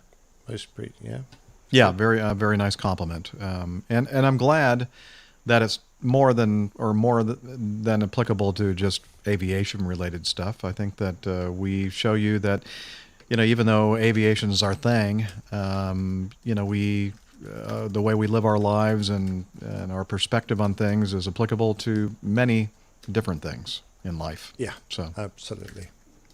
It's apparently Liz is still APG looking. 483. iHaul Box has already found it. I told him that was iHaul terrifyingly Boxes, 483. You're it's fired, scary Liz. how quickly he found it. That was only 2 ago, yeah. And he's even got the timestamp on there, 2 hours, 12 Oh, look at minutes, that. 12 seconds. Timestamp even. Wow. Nice job, iHaul Boxes. Okay.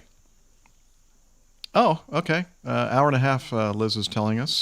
So We're cracking on, aren't we? Speaking of things that are scary, this next feedback. yeah, it is. Terrifying. Oh, yeah. No kidding. I can't believe this. Now, I'm not sure yeah. if Joe is this tongue in cheek? Yes. Thinking Well, maybe? his feedback is, but I'm not sure that the news story. Well, I don't know. I'm not certain. It Well, might be. It might have been. Steph, why don't you tell us about this? Whoa, I can't believe this. Terrifying Well, story. I did terrifying. have. Yeah. Okay. So it was Friday the 13th. I even acknowledge that. So this is from Y City News, and it says United Airlines flight makes loop over county. Wow, that would be Wow. something to see an airplane like Like an airliner do a loop. Oh, golly, yes. Absolutely. So I think that's what. Let's see what they really mean. Oh, Friday the 13th is having at least one interesting turn of events over the skies of Muskingum County. Probably butchered that. Nailed Sorry. it. No idea. I get to do it. A United Airlines flight conducted an entire 360-degree loop early Friday afternoon. So I'm still not clear what type of loop they mean. I think we've got some photos, though. It doesn't even look like a 360-degree loop to me, but okay. It looks Here we go. very much like it's got straight edges. Yeah, and it kind of looks a lot So- like a holding pattern. Flight 546 Oh, really? departed San Diego, California, earlier Yeah. this morning and made a unique maneuver when passing over Unique? Zanesville. Unique! I hope As it passed Adam nearly Spink- directly. I hope nearly- Adam Spink is Just watching absolutely this. rolling around on the floor right now. So ridiculous. As it passed nearly directly above Genesis Hospital, pilots diverted the plane southeast towards the Zanesville Municipal Airport. Instead of lowering its altitude, the plane made what is essentially an elongated circle as if it was headed back west.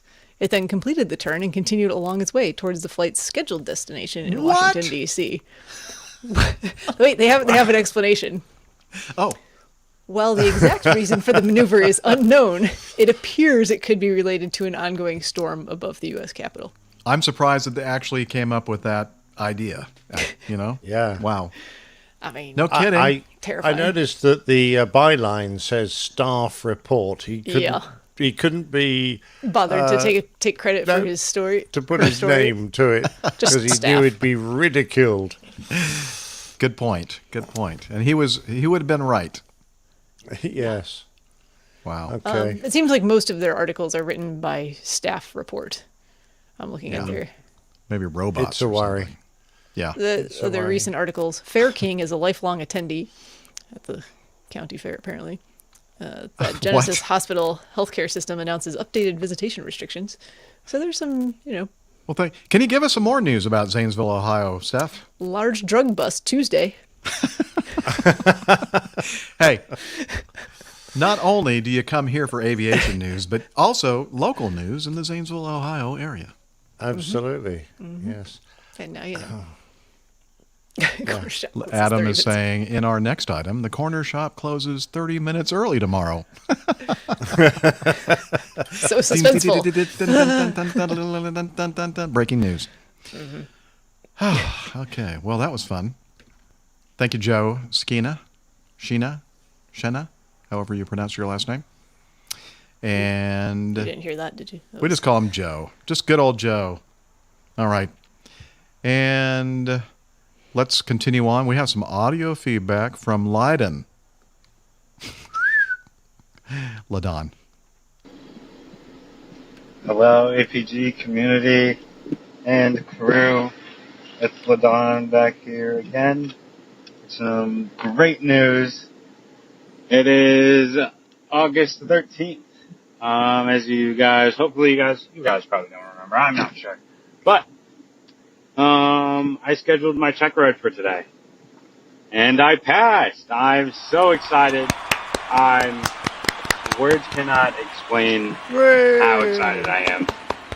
And, I can't even explain what I'm feeling right now. I'm just so excited and happy that all that hard work, all that 5 years of flying, has paid off. All those stage checks that I've failed, or those stage checks that I did not complete, and just all that hard work I put in, it all feels good.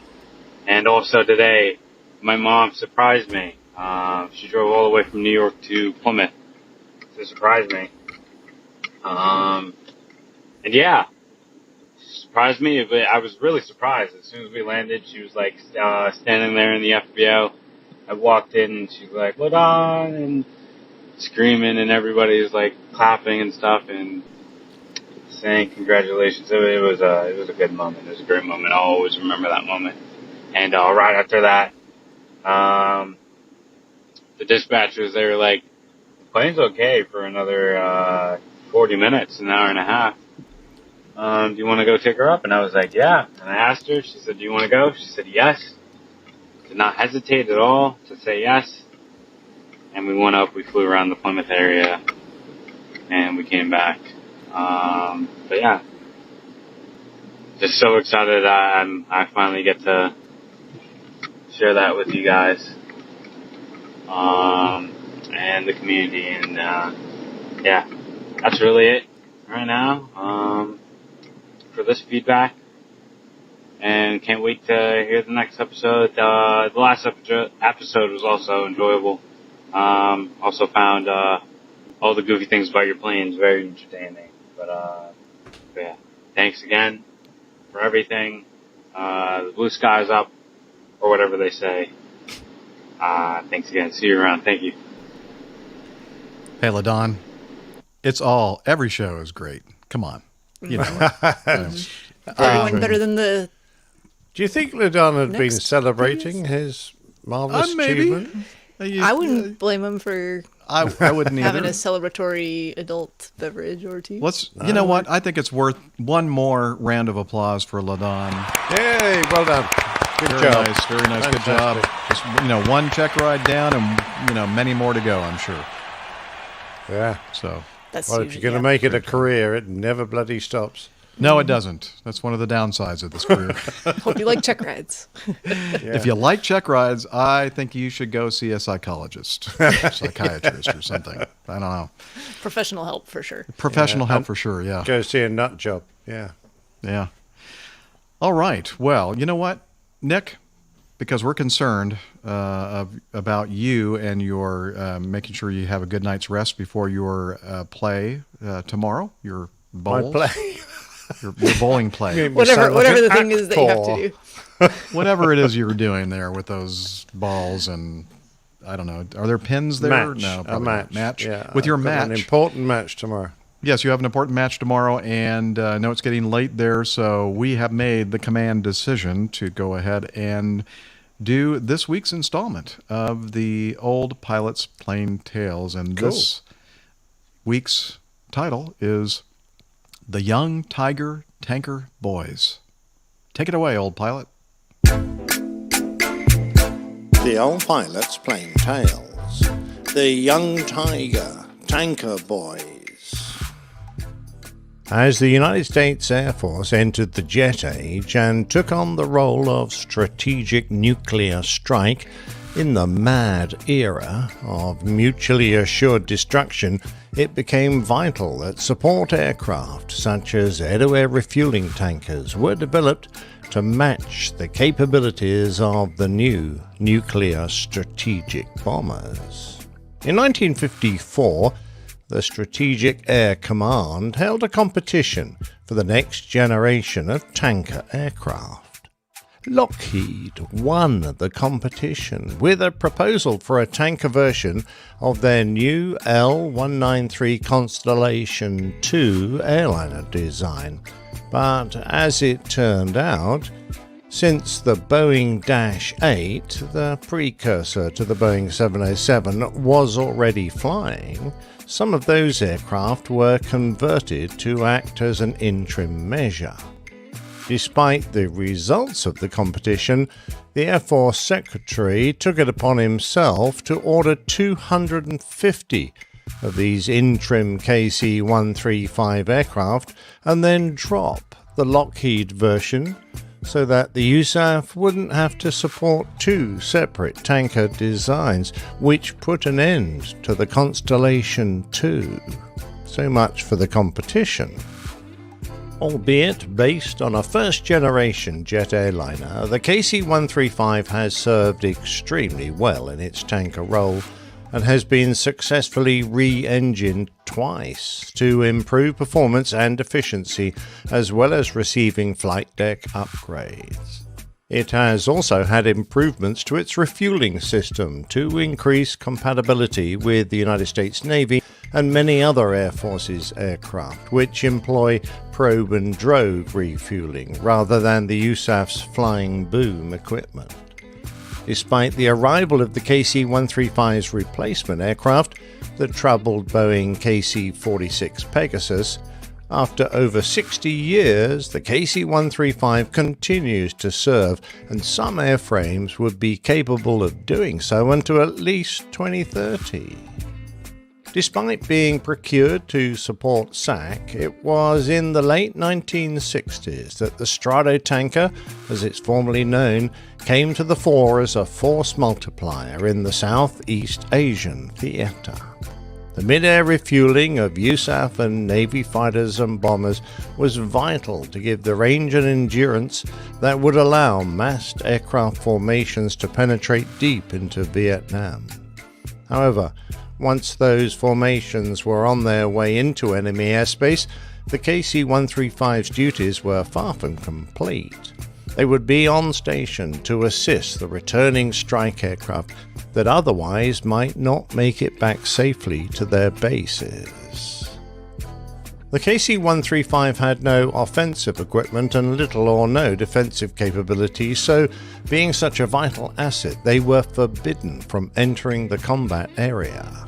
Not only that, but they were only authorized to give the allocated fuel amount to a receiver and never to an unauthorized aircraft. even if they were in desperate need. However, there were times the crew felt the situation was desperate enough to throw caution to the wind and deliberately put themselves in harm's way to save their fighter pilot brethren. These dramatic saves became so common that the word became synonymous with the actions of these brave tanker crews who had no ejector seats and flew what was little more than a modified airliner. Tactical support missions were codenamed Young Tiger, a very suitable name that reflected the attitude of the men on board the tankers. It is estimated that the Young Tigers managed more than 500 aircraft saves during the Vietnam War, delivering salvation to strike aircraft perilously low on fuel and unable to make it home. Ironically, many of those saves were never officially recorded simply because they occurred when the tankers left their assigned stations to enter enemy airspace in violation of standing orders. This was a kind of double jeopardy for the tanker crews who risked not only being engaged by MiG fighters and enemy missile systems, but then for being punished by the Air Force if they survived. The authorities were vigilant, and instances of Article 15s or worse for violation of the rules were not uncommon. For the uninitiated, Article 15 of the Uniform Code allows commanders to discipline those accused without resorting to a court-martial. Punishments could range from a reprimand to a reduction in rank, loss of pay, or even prison. Over the years, however, the stories of some saves have become known and even recognized by the Air Force, and not just by those grateful fighter pilots who made it back safely.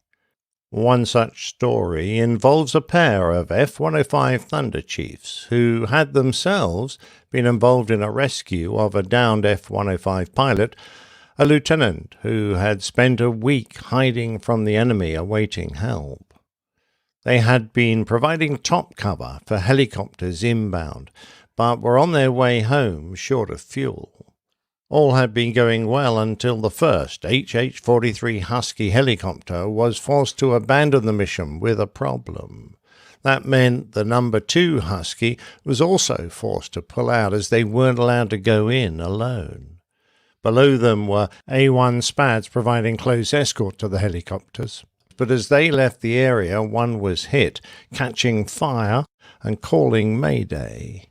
Despite being very short of fuel, the pair of Thunder Chiefs returned to their combat air patrol in case the Spad pilot was forced to bail out. The pilot put his damaged aircraft into a vertical high-speed dive, hoping to put out the fire, but just as easily the high speed could have caused the wing route where the fire was located to fail because of the weakened hot metal. He was lucky, however. The fire was extinguished. The 2 F-105s now had no fuel to make it home. They called for help, and eventually a KC-135 answered. The call went something like, "Do you have any fuel for us?" And the reply along the lines of, "Not really, but it sounds like whatever we have, you need more than us." On board the tanker, the aircraft commander recognized that by going to the aid of these fighters, he and his crew would be entering the combat area and at risk of attack by flak and SAMs. He was also worried about the possible punitive administrative action that could follow, so he polled his crew, and they unanimously voted to go to the aid of the fighters. The tanker turned north to meet them. Being more maneuverable and with better visibility, normally the fighters will turn onto the tanker, but the wingman told his leader, "Boss, I'm hurting." The leader knew their situation was desperate, as a wingman rarely dared to say anything. So they got the tanker to do the turn instead, the majestic KC-135 easing around just in front of the fighters as it descended down to their level. As the tanker rolled out, the first Thunder Chief flamed out, his fuel gone. To eject now would almost certainly mean capture by the Viet Cong and all that implied, but the boomer who guided the flying boom told his pilot to push over into a descent, a maneuver called tobogganing. All checklists and preliminaries were put aside as the tanker captain jockeyed his big aircraft into position. On board the Thunder Chief, the pilot had extended his ram air turbine so that he could regain electrical and hydraulic power, but he was essentially a glider. They were both descending in a 10 or 20 degree dive in close formation, and the boomer was directing both his pilot and the 105 pilot, remembering that on the Thunder Chief the fighter's receptacle is behind the cockpit and he can't really see what's going on. With a practiced hand that could only have been achieved after many hours of pumping gas, the boomer stabbed the nozzle into the 105 and fuel gushed into the dry tanks. Still on the boom, the wingman tried an air start, which required the tanker to dive even steeper so that they could get enough airspeed, and with the lead Thunder Chief's engine chugging as it also ran out of gas, the wingman relit his engine and pulled off the boom to let the other aircraft take his place. Climbing back to altitude and now safe from danger, all three aircraft returned to the F-105 base since the tanker crew had given away so much fuel they couldn't actually return home. Safely on the ground, having saved both fighters, I'm sure the tanker crew were royally entertained at the bar that night for their awesome feat of aviation, and I have no doubt that every pilot who hears this story will be left with tremendous respect for all involved. This was far from the only remarkable story to emerge from the Young Tiger missions over the Gulf of Tonkin. A KC-135 tanker, commanded by Major John H. Castile, once saved 6 Navy aircraft with a complex and totally unscheduled refueling. The KC-135's original mission was to top up 2 F-104 starfighters using a drogue adapter attached to the end of the boom that the probe-equipped F-104s required. Castile's tanker refueled the 2 F-104s and was then told of an emergency involving 2 Navy Ka-3 Whales, carrier-based tanker aircraft, which also used probes. The first Whale had a fuel tank fault that prevented him from moving gas to the right place to feed his engines, and he only had 3 minutes of fuel remaining. The KC-135 hooked up with them and gave them both enough gas to get home when the crew were informed that 2 F-8 Crusaders were also on scene, short of fuel. One of them was down to his last 300 pounds, just over 100 litres. While the second Ka-3 was still taking fuel from the KC-135, the Whale deployed their refueling hose, and the first Crusader hooked up with the drogue just in time. In a 3-aircraft daisy chain, fuel passed from the KC-135 to the Ka-3 and on to the F-8, the first time in history that had been attempted. With their count of saves up to 4, Castile and his crew thought that they'd had a pretty productive day when 2 more customers pitched up. 2 Navy F-4 Phantoms, both with insufficient fuel to get back to their carrier. Now it was time for Castile to get worried. With all the gas he had given away, he was getting pretty short himself. He and his navigator crunched the numbers and decided that so long as they set course for Da Nang, refueling the Phantoms en route, that they would have just about enough to help. When they touched down at their base, the tanker had barely 2,000 pounds, that's about 1 ton of fuel left per engine. Having saved 6 aircraft in one mission, The 4-man crew were awarded Distinguished Flying Crosses for their actions and were later presented with the United States Air Force Mackay Trophy for the most meritorious flight of the year, 1967. In the next story, it was an F-111 that called for help after being hit by a surface-to-air missile. The tanker crew heard their distress call. Mayday, mayday, mayday. On board the KC-135, the navigator, Jim Hickman, vividly remembers hearing the call as they were about to head for home after a successful day refueling fighters going into North Vietnam for a strike. The crew were all sharing looks and weighing up their options when Hickman suggested, "Let's go and get 'em." Responding, they headed north into the combat zone, and after getting the location of the damaged F-111, they closed onto it. Once they could see each other, they gently turned south as the bomber pulled in behind the big aircraft. When they got into position, the boom operator made contact and started to pass fuel, which was when the damage done by the missile hit became apparent, as gas began to gush out of the back of the bomber. The fuel leak was only part of the problem, as the F-111 was struggling to hold altitude, and without help, the crew were going to have to abandon their aircraft. In situations like this, the boomer in the KC-135 has a neat trick up his sleeve. He can toggle a claw on the end of the refueling boom that holds it in place, and with that engaged, the tanker is able to drag the receiver through the air. Locked together, the two aircraft staggered along with both pilots struggling to stay in control until at last they came within range of the F-111's base in Thailand.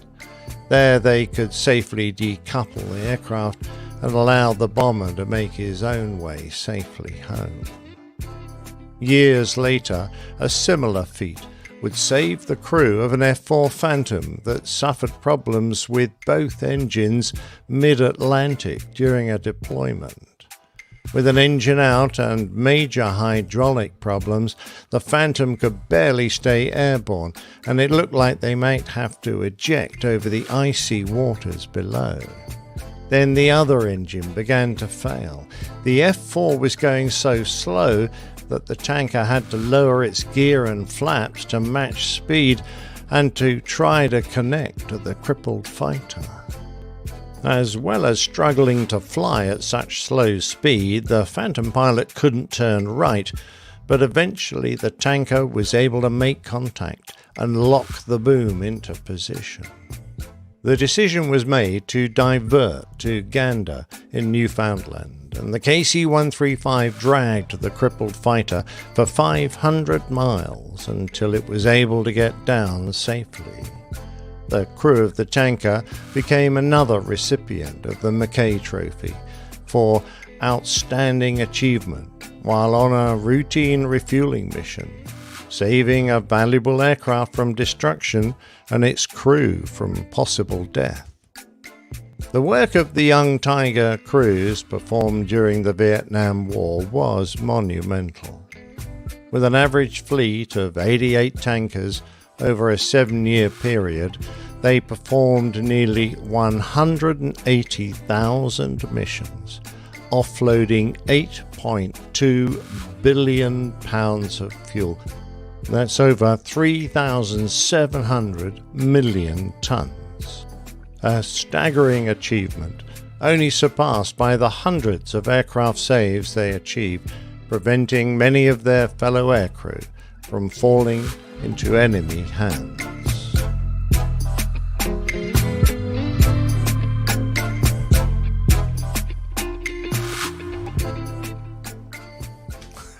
That was great.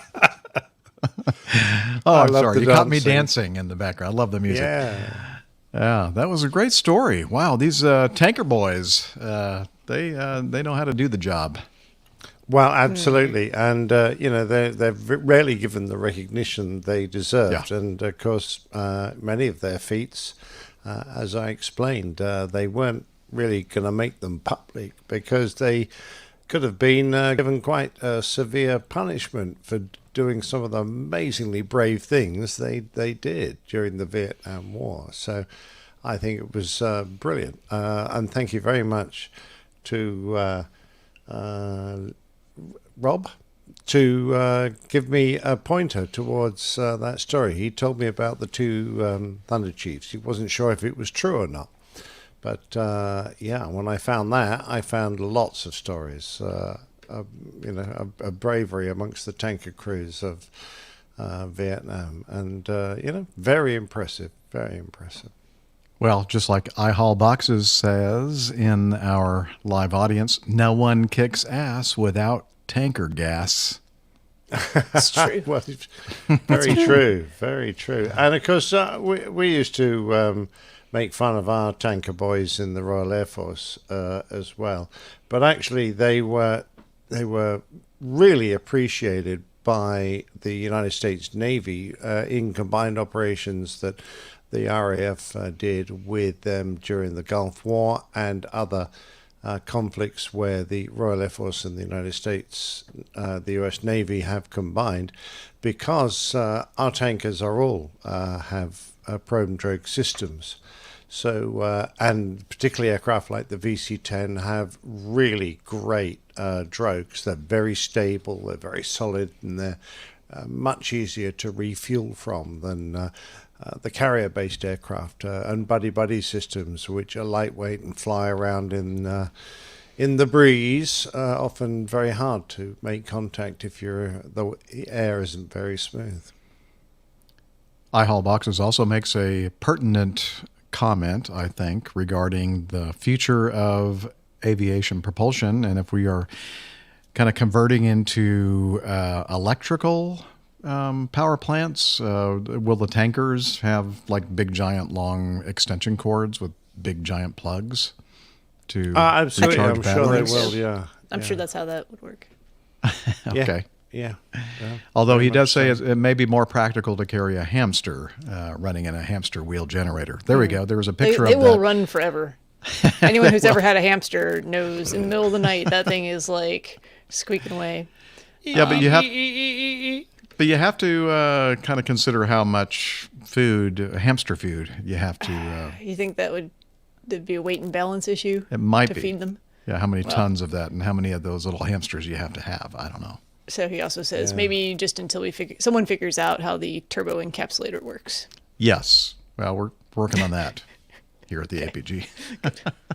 Well, Glenn Towler likes the good old TriStar tanker. Well, we don't agree with you. I don't agree with you, Glenn, because as a tactical tanker, it was useless. It had two hoses, both which came from a centerline Hoodoo. So only one aircraft at a time could refuel off it, whereas a VC-10, in theory, could refuel three fighters simultaneously, one from each wing pod and one from the centerline. So centerline Hoodoo, is that what you said? Yeah. Okay. Is that? I don't know what that is. It stands for hydraulic unit. Oh, it really is a word? hydraulic something dispensing. I thought unit. it was like the equivalent of, as Liz is saying, doohickey. No. Okay. It actually was a piece of kit, yes, as we say. Oh, Hillel, I hope you're not spending too much time listening to the show, because you're going to have to. Well, he do the needs to Slack listen thing. to know when Slack is going to happen. Oh, that's true. That's how he knows when to get in the shower. Yeah. I mean, I think he's already in the shower, but. Yeah, he might. Well, that's where he pretty much lives most of his life. He's a very clean person. He is. I'm trying to work out what I Haul Boxes thinks will be a show title. Because he just says show title. What show Hoodoo title? Hickey? Hoodoo Hickey. Hoodoo Hickey. Possibly. Okay. No, there's no picture I could possibly done for that. Who do the hickey and who get the hickey? Exactly right. Who's the hickey and who's the hicker? Okay, thank you, Liz. Anyway, I already have a show title. Red right. Nose Day. Red Nose Day. Okay. All right, let's continue. Oh, Nick, do you want to hang out a little bit longer, or are you going to go? You're going to leave us and head to bed? I'm going to leave you and head to bed. But Okay. thanks very much. It's been great fun. Have the good rest Thanks of the for show. thanks for getting the show started. I will take it over from here with Jeff. You'll take the baton. I'll hand Yes. my beer to you then. You have to hand him over the. there, yeah. All right. Oh, it we kind of got it. changed. Well done. But, I mean, Wow. that was Nicely. Very nice. Yeah. She did that a lot better than I did. That's right. Washington can. I'm very impressed. All right, guys. Catch you later. All right. Thanks, Cheers. Nick. Good night. Cheers. Good night. Great match tomorrow. Thank you. All right. Okay. Yeah. God, that Nick guy. Sheesh. Jeez. Oh, he'd Like, never he'd leave. Stop talking. Oh. Oh, dang. I'm still here, you know. Yeah, we do. Dang it. Dang it. Yeah, I know.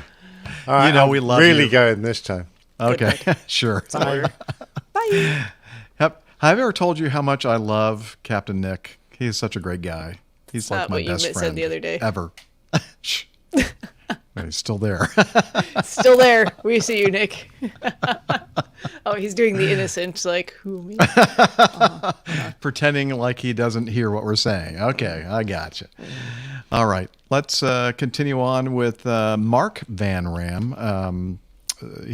He describes himself as the better looking of the two Van Ram brothers. And I think we would agree. Yeah. Okay. That was Steph, Tim, not me. Actually, I have no idea. She's probably seen neither of them. Although you did see you may not have seen the picture of, okay. No, I didn't see the picture. Oh, yeah, that's right. Liz says that they were both at Oshkosh when we were Yes, there. I believe I have actually. I think they seen were them in person. equally. Both. Yeah, Steph was drunk for most of Oshkosh. Yes, you're right, Liz. Yeah, that's but I think that they're both very attractive men, and you know. And you can say that, very comfortably as well. I can say that comfortably. Yes. Mhm. Okay, Nigel says, yes, indeed, I'm off to bed too. Nick and I are 100 miles apart. No snags. See you, APGers. Okay, sure. Good night, Nige. Sure, Nige. You and Nick, have a good night. Sleep well. Good snooze. Sleep well. Good snooze. All right. Let's continue on with Mark's feedback. The next fee in air travel, a drop-off charge at airports. This is from InsideHook.com. Never heard of that. Both London's Heathrow and Gatwick airports will charge almost any car that drops off passengers outside a terminal. Huh. Heathrow is about to impose a new fee that's going to affect pretty much all passengers and unfortunately start a trend among other airports that have seen their revenues steeply decline during the COVID-19 pandemic. According to travel site The Points Guy, London's Heathrow Airport will start implementing a £5 terminal drop-off charge for anyone dropped off outside airport terminals, be it in a personal car, taxi, or ride-hailing service like Uber. The airport will reportedly use number plate cameras instead of ticket barriers to track cars that owe a fee, which will be paid online or over the phone. And yes, you can expect this to become a regular fee at other worldwide airports.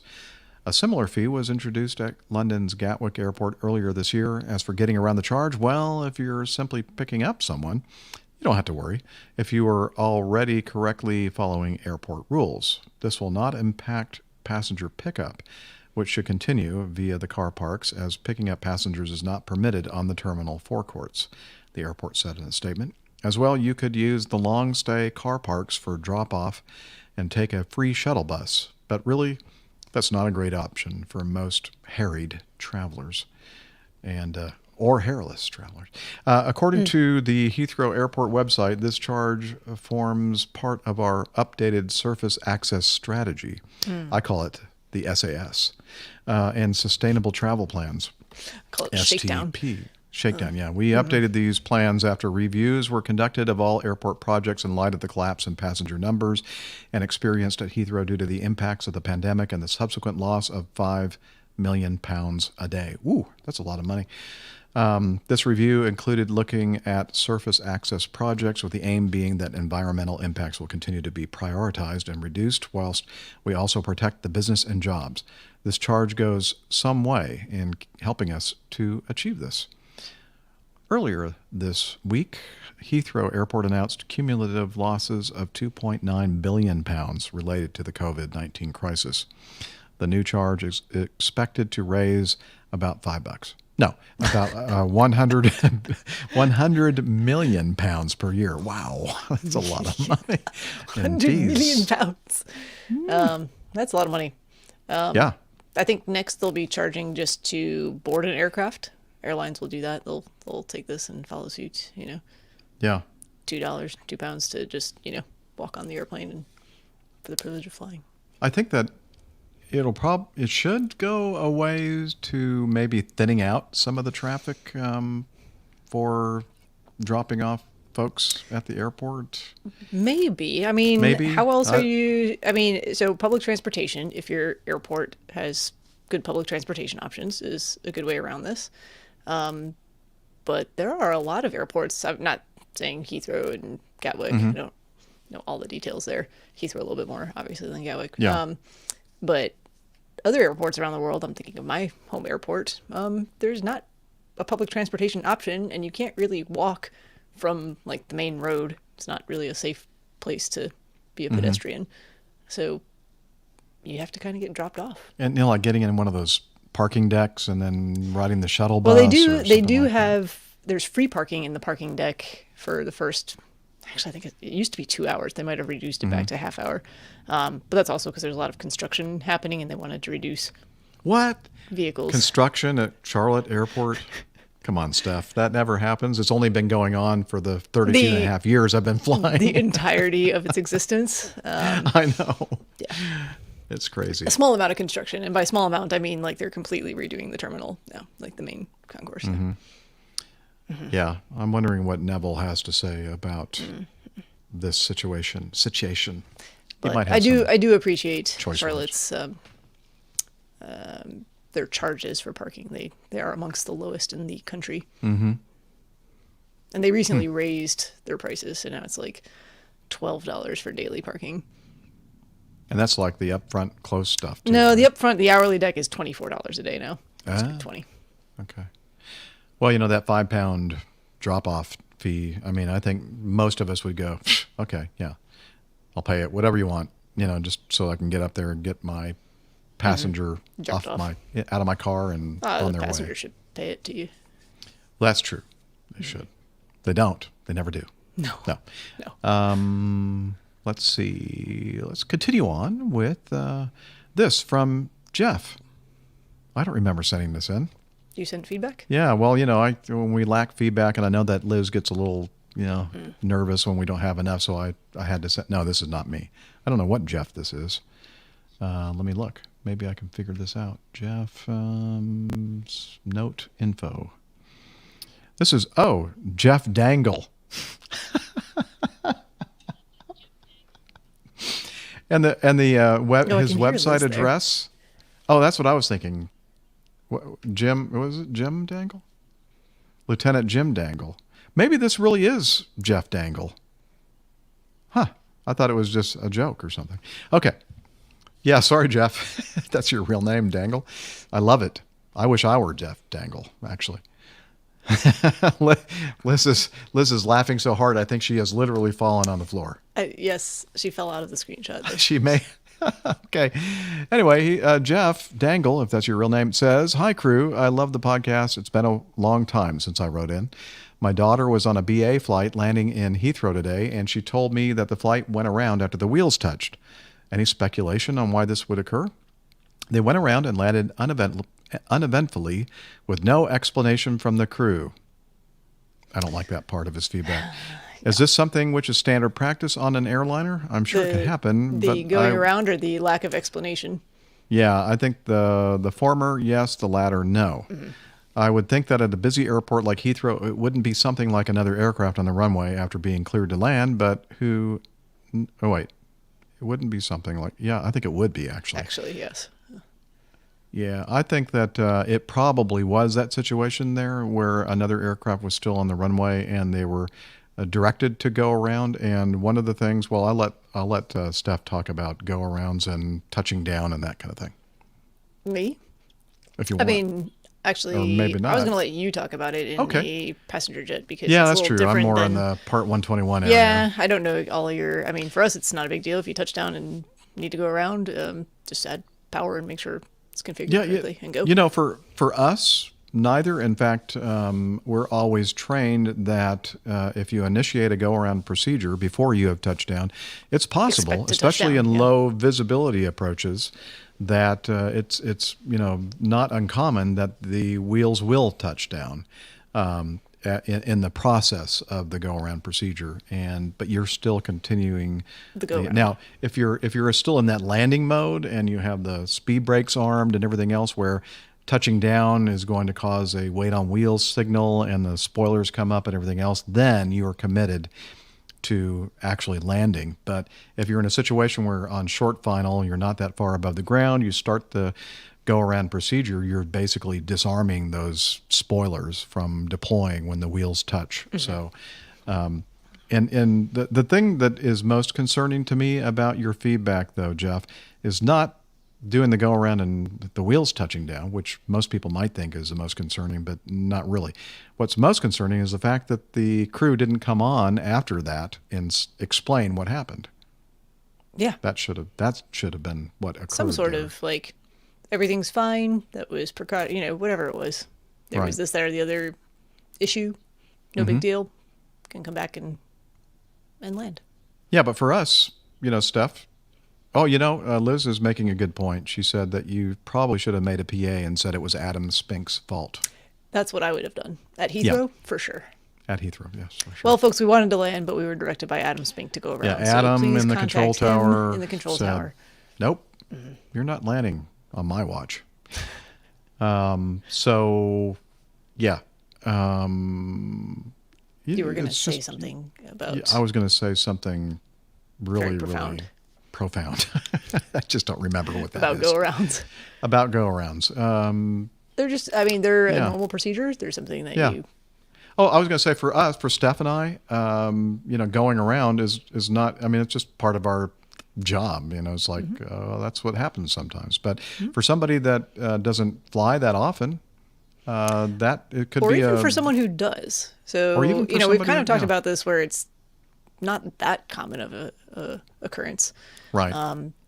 I think I fly commercially a fair amount, and I've only been a passenger on a commercial jet that has gone around.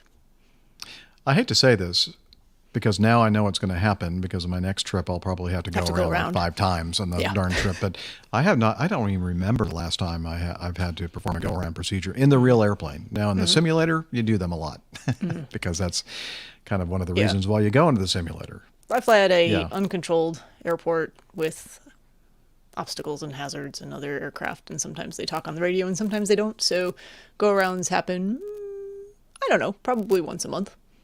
Okay. Yeah. But usually well in advance of actually being on short final.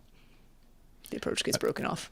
And I would say in the scheduled airliner world, Part 121 world here in the U.S., that the number one reason would be an airplane still on the runway. They have, on the other end of the runway. When you say, you have to be careful when you make the PA, there was another airplane on the runway, people immediately probably picture that they're like right there where you touch down. No, what we mean is, and I always make a point of saying there was another airplane way at the other end of the runway, but they had not yet cleared the runway. And the rules are we can't land unless they're completely clear of the runway. Right. And a lot of times they can be pretty much almost clear of the runway, but if they haven't cleared fast enough, then you have to go around. Like a little part of the airplane still like hanging out over, like the tail is still a little bit over the runway, and it's like technically, no, you can't do it. But interestingly, takeoffs, that's another story, at least in the U.S. and for sure at Atlanta International, where I fly most of my flights in and out of. They can clear you for takeoff when the previous airplane is still on the runway on their takeoff roll, and they haven't even rotated yet. And it's like, really? You can do that? But there are some rules regarding separation and everything else, and they can do that. It feels a little weird.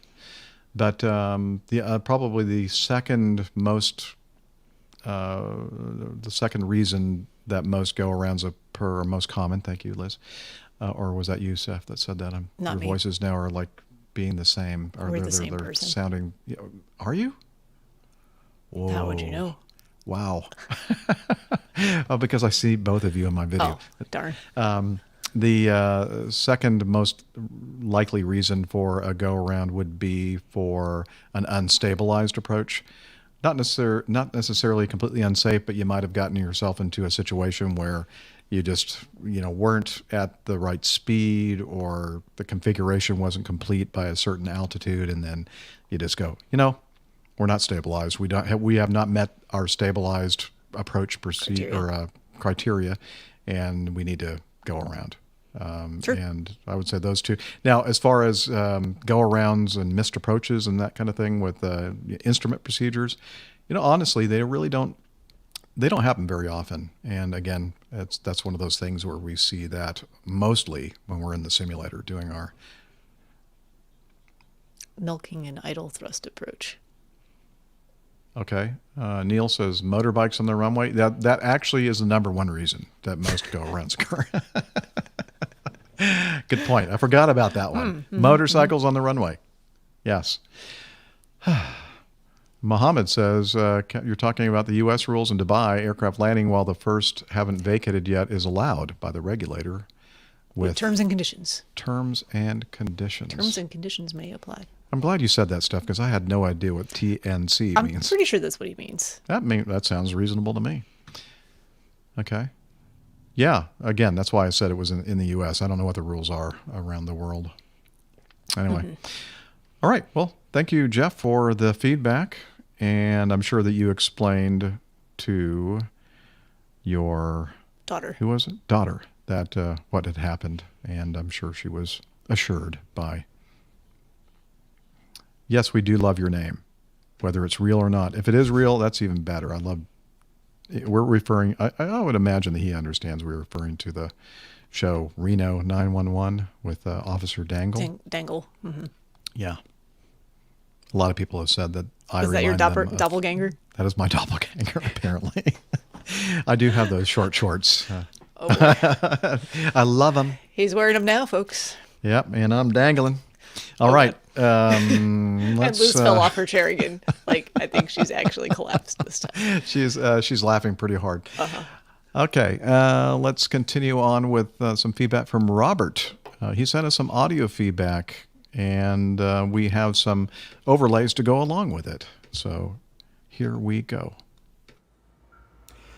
Hello, crew from Albany, Georgia. This is down in Southwest Georgia, my hometown, and I'm down here helping Mom clean out her home. She's about to sell it and move up to North Georgia. And very interesting find. She was cleaning out the house, and she is giving me my grandfather, her father's World War II training documents. He was a bomber pilot in the European theater back in World War II, and did his training here it was called Turner Field at the time here in Albany. And it was at the time called the Army Air Corps, as I understand it. And I'm going to send this audio feedback to you guys, along with a number of selected pictures from this treasure trove of documentation from his training here in Albany at Turner Field. Including also, I think the pilots, as you may know, had to have pistol practice. They carried sidearms, if they happened to be shot down. Thankfully he was not.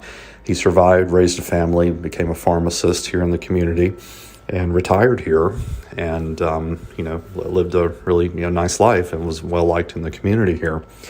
The other question I had for the crew there, if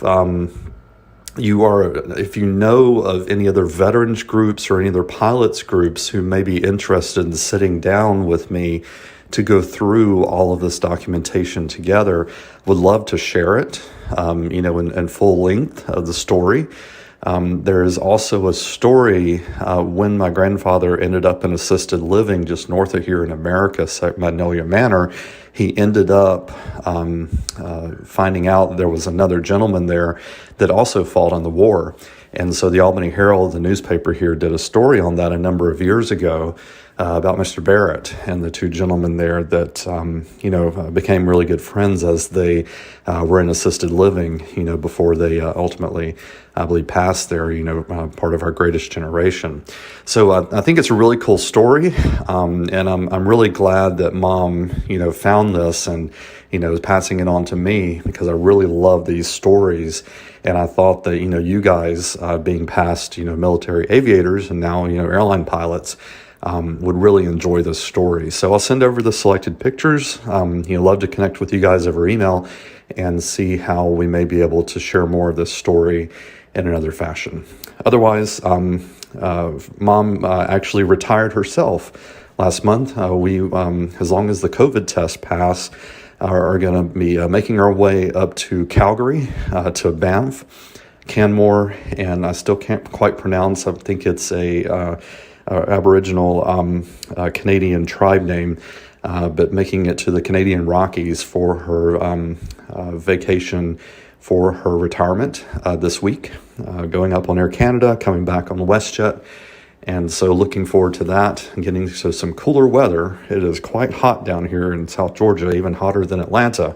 So I'm hoping that everything happens as planned, and I'll be sharing some pictures from that trip, and hope that the crew stays safe. And thanks for all you're doing, and we will catch up soon. Thanks. Bye.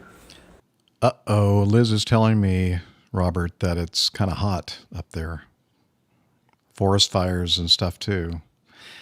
What was the name that he was having trouble pronouncing, Liz? Kananaskis? Can you ask us? No, Kananaskis. Kananaskis. Okay. That's cool. Oh, I love those things you got from your grandfather, Robert. Wow. Yeah, really cool. Just history to have. Mm-hmm. It's got the pilot and school stuff. I was going to say I've been to Turner Field, but except it was a That's baseball the baseball park. one? Yeah. Hey, there's a Named for Turner Ted Field Turner. right down the street from me. Oh, really? But it's also a baseball park. Oh, okay. Oh, well, ooh, I hear the thunder in the background. It in is getting Steph's very place. close. Like There is a large storm headed this way. Kakalaki is getting a little stormy. Yeah. If hopefully the power stays on for the next Yeah. few minutes of finishing things up here. Yeah, Liz says we got a couple more items here. Looks like we're going to have a little bit shorter show than normal, which is probably a good thing for Steph, so she can hunker down. Yeah. Hey, just real quick for Robert Tucker there. He was asking about if there were any groups to pass along information to that might be interested. I personally do not know of any, but that's why we have this great community that we're all a part of. So if anyone out there has those types of connections or would be interested in knowing more or sharing, I guess they can let us know and we can. Yes, please do. That's thank you for making that point, Steph. And I need to make a point. It's not Robert Tucker, because I think now he is in it's Tucker, Robert. Georgia. It's Robert from Tucker. I'm sorry. Yeah, I misread I that. used to That say is my from fault. I used to say from Mayretta and Yep. south of the Big Chicken, but now Maybe he north is of the Big Chicken, and now he's in Tucker. east. He's east of the Big Gotcha. Chicken by some I bit. looked up quickly at the notes and I assumed that was. Yeah. Oh, I know. I did the same thing originally, and I went, oh, My bad. okay. My bad. Yeah, Tucker. By the way, my wife went to Tucker High School, and we were married in Tucker, Georgia, Tucker Methodist Church. So, back in 1982, October. It's a good year. Anyway, yes. I don't think it was. Nothing good came out of 1982. It was. Moving on. It was a horrible year. Horrible year. All right, let's move on. This is from Eugene, without an E. I don't know. He's How from would you Germany, pronounce so that? I'm not sure the German pronunciation. So let's it looks like say- Eugene without an E at the end. So I'm going to say Eugene. Okay. And he says, thank you to the crew. Dear APG crew, Liz, Dr. Steph, Captain Jeff, Captain Nick, and Miami Rick. First of all, I'd like to thank you for keeping my aviation content saturation at a high level. That's what we're here for. I am Eugene and a fellow listener and community member of APG from Karlsruhe, Southwest Germany, working in the IT industry. I've been suffering from this APG syndrome since episode 390. Oh, gosh. And at busy times, I've even made it to the 350-ish episode backwards. There's no cure anymore. There never was. Shh, Steph. Sorry. I'm sorry. You got to give these people hope. Since my childhood, where I got the aviation bug, I never missed out a possibility to do something aviation related. I was a passenger on some helicopters, like Bell UH-1D. I even skydived once with a tandem master during a heli flight. Heli. Thank you. Sorry. That's okay. I like it. I love the ambiance of the thunder in the background. Yeah, Liz asks, okay, well, your heli flight tandem master skydive, but did you stop at a Dairy Queen for an ice cream cake? That's what they did when they jumped out of the plane and landed in the Dairy Queen, or out of the helicopter and landed in the Dairy Queen parking lot. They actually may have. I bet they would not have gotten ticketed for reckless use of I doubt it. Aircraft. Do they have Dairy Queens in Germany? I don't think so. Maybe they do. I don't know. Something similar. Yeah. Let's see. He was also in a military MI or a MIL MI-8, aside of various rides in the Queen of the Skies. Hi, Miami Rick. And commercial aviation. I have a friend flying an airliner 737 in the East. But I also self-steered small ultralights like an Icarus C-42 or a Scheibe SF-25C. I'm sorry if I don't know that. I don't know my gliders or what do you call them? Sailplanes very well. Yeah, Marcus, where are you, man? And some sailplanes, not to count in the full flight sim sessions in the Boeing 737 new generation and the A320. I'm definitely up for a PPL in the next 5 years. Well, that'd be awesome. And if you do that, make sure you let us know. For now, I'm enjoying captaining my pleasure sports boat in my leisure time on the waters of Rhine or the Adriatic Sea. Enough of my introduction. Ooh, that sounds like fun. That was a good introduction. It's got some interesting hobbies going on. Yeah. I'd love to have a pleasure boat. Okay, after I finished the episode 483, Defending Our Honor, I thought to try out the OB podcast. Never heard of that. Who? No, I'm just kidding. Opposing Bases. While I was waiting for the new APG issue. And let me tell you the following. I have no clue how OB became #1 at Aviation Podcasts. Arhag, we did not say that. I did not. This is the feedback, okay? We didn't add that, as far as we know. However, to be fair, I think they should keep their spot explaining ATC life to us and all the pilots out there to get a better mutual understanding. At least for myself, I learned a lot about ATC already from the 2 episodes I heard. And this is Jeff speaking, kind of pausing the feedback from Eugene. I kid around a lot with the Opposing Bases hosts, Arhag, but we love them. They're awesome. I listen to their show every episode, and I have learned a ton of stuff listening to everything with a air traffic controller's point of view. Mm-hmm. And so it's really, really a valuable podcast. And hey, if you think it's #1, that's okay with me, as long as I'm somewhere up there or we're somewhere up there like in top the top 20. casts. Top 20 would be good. Yeah, I'd be happy with that. But it doesn't really matter. Top 100? I don't know. Or at least 50%. Yeah, top 50. Top 50%. Okay. We'll take top 50% of all aviation podcasts. We will. That And we'll sounds be impressive. happy with it because we don't care really. We just love doing this. There we go. 50% guarantee is on screen. So, but anyway, yeah, all the kidding that I do with Opposing Bases, honestly, I love those guys. They're funny. Yeah, we kid because we love. They're funny. They're very knowledgeable. Informative. It's just they're They great actually guys. answer people's questions. And even if you and there have been people, I've listened to some of their feedback, and it's a little hurtful when I hear the people say that they came over from our podcast and then they don't listen to ours anymore. A little tear comes to my eye, but I think to myself, you know what? That's okay. We've done a good thing. We pointed them to where they want to go. So, exactly. yeah, we passed the torch. So yeah, we love those guys, and it's a great podcast. Honestly, it's really good, and I listen to it. I give them my stamp of approval. And so anyway, I just wanted to say that, just in case somebody out there thinks that we hate them. We don't. No, Far not at from all. it. Contrary. Yeah, they're great guys. Okay. So Eugene says, no worries. I will stick with APG as my main podcast / community for sure. Yay. Thank you. Now, here, let me wipe up that little tear from my eye. Eugene just made me happy. Okay, I have two more topics. For the news, there was an accident last week in Turkey where a Russian firefighting amphibious plane of type Bariv BE-200 crashed during a landing attempt, killing all aboard. Well, all 8 on board. I couldn't find more info than in this article from Mentor Pilot. Nothing from Simon yet. Is it related to navigation and situational awareness, as it seems to have crashed into high terrain? That's his question, but I hope to get more details or thoughts from you. So I'll return to his feedback after we covered this. The article from Mentor Pilot, right? Yeah. Firefighting plane rented from Russia crashed in southern Turkey. 5 Russian soldiers and 3 Turkish citizens were on board. All 8 people aboard a firefighting plane that crashed in southern Turkey on Saturday are dead, according to media reports citing the Russian Defense Ministry. The ministry said that the amphibious Bariv BE-200 was carrying 5 Russian army personnel and 3... Why do they do this? They keep saying the same thing over and over. Well, because one is a caption, one's a headline, and then they say the same thing in the first line of the actual article.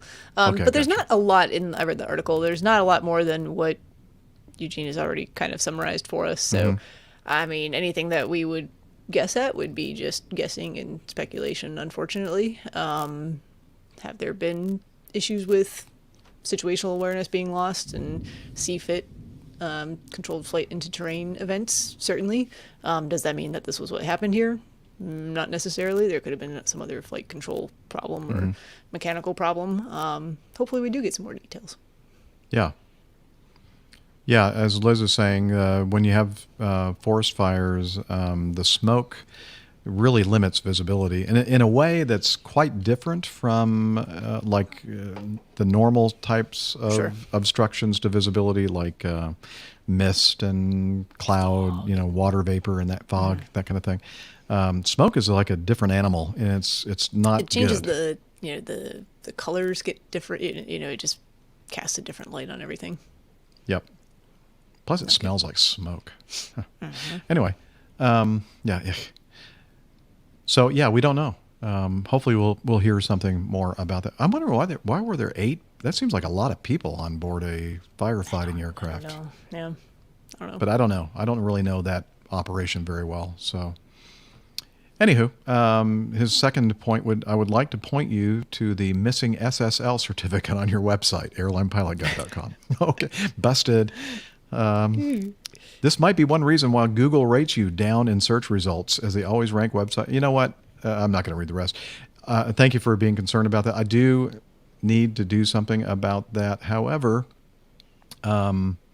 the secure socket layer, or the SSL certificate, and Google ranking of websites and that kind of thing, we're not that concerned about it, because I think that most people find us not from the website, but from like podcast directories and word of mouth and iTunes podcast. Oh, and Opposing Bases. Do they still talk about us favorably over there? I would think they would. From time to time. No?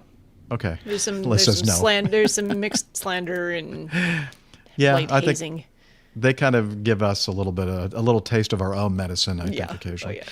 But anyway, my point is, if our show really relied upon traffic to the website, I might just be naive about this, but I would think that I would do everything I could do to get the site up in the rankings and all that kind of stuff. But honestly, I don't really think that's a big deal for a podcast, because that's really the main reason why the website exists, is for us to post the show and get it injected into the RSS feed, so that your telephone.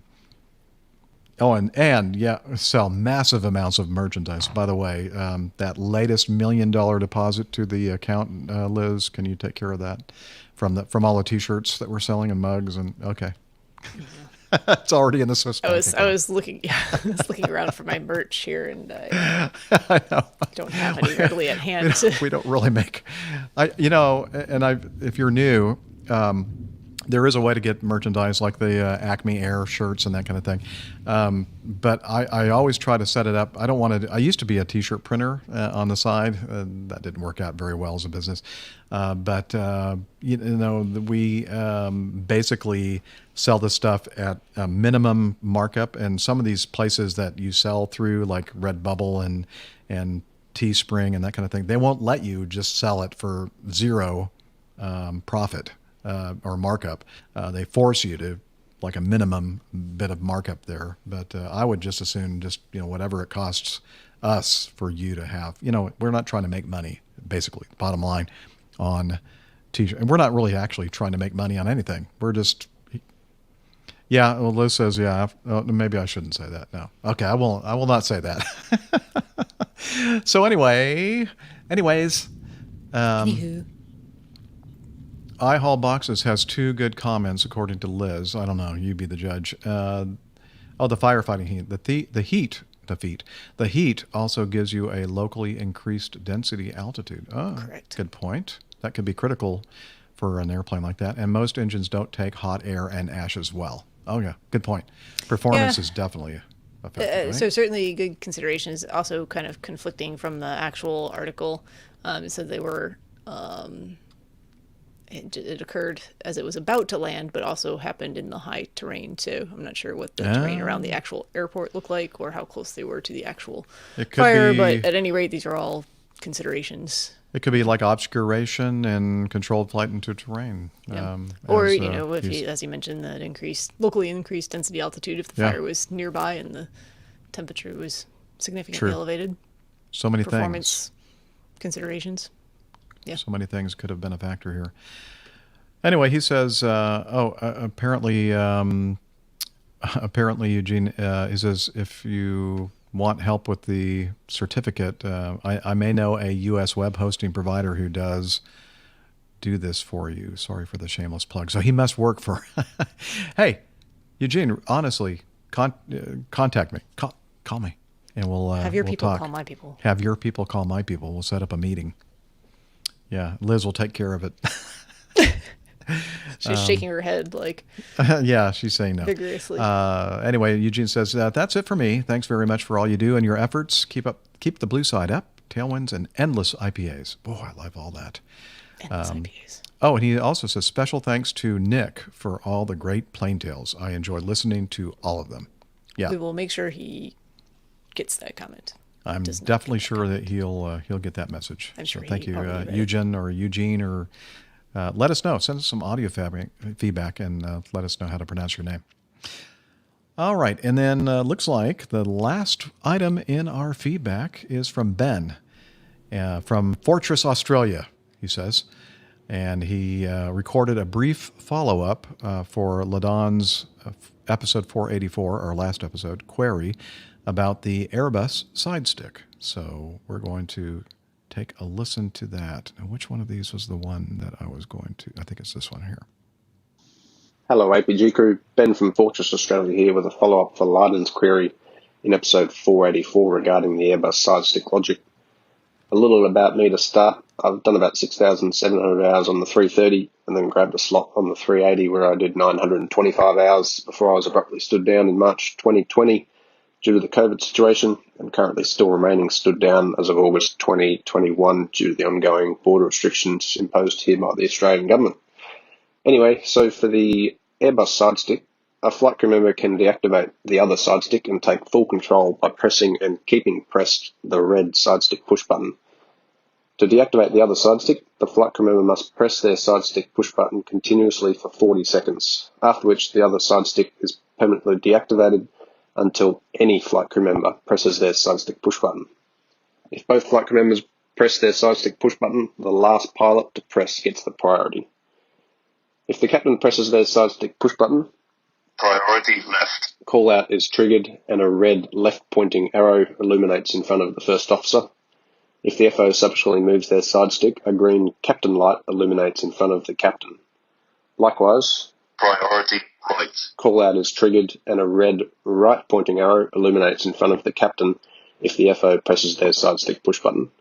And again, a green FO light displays in front of the FO if the captain moves their side stick.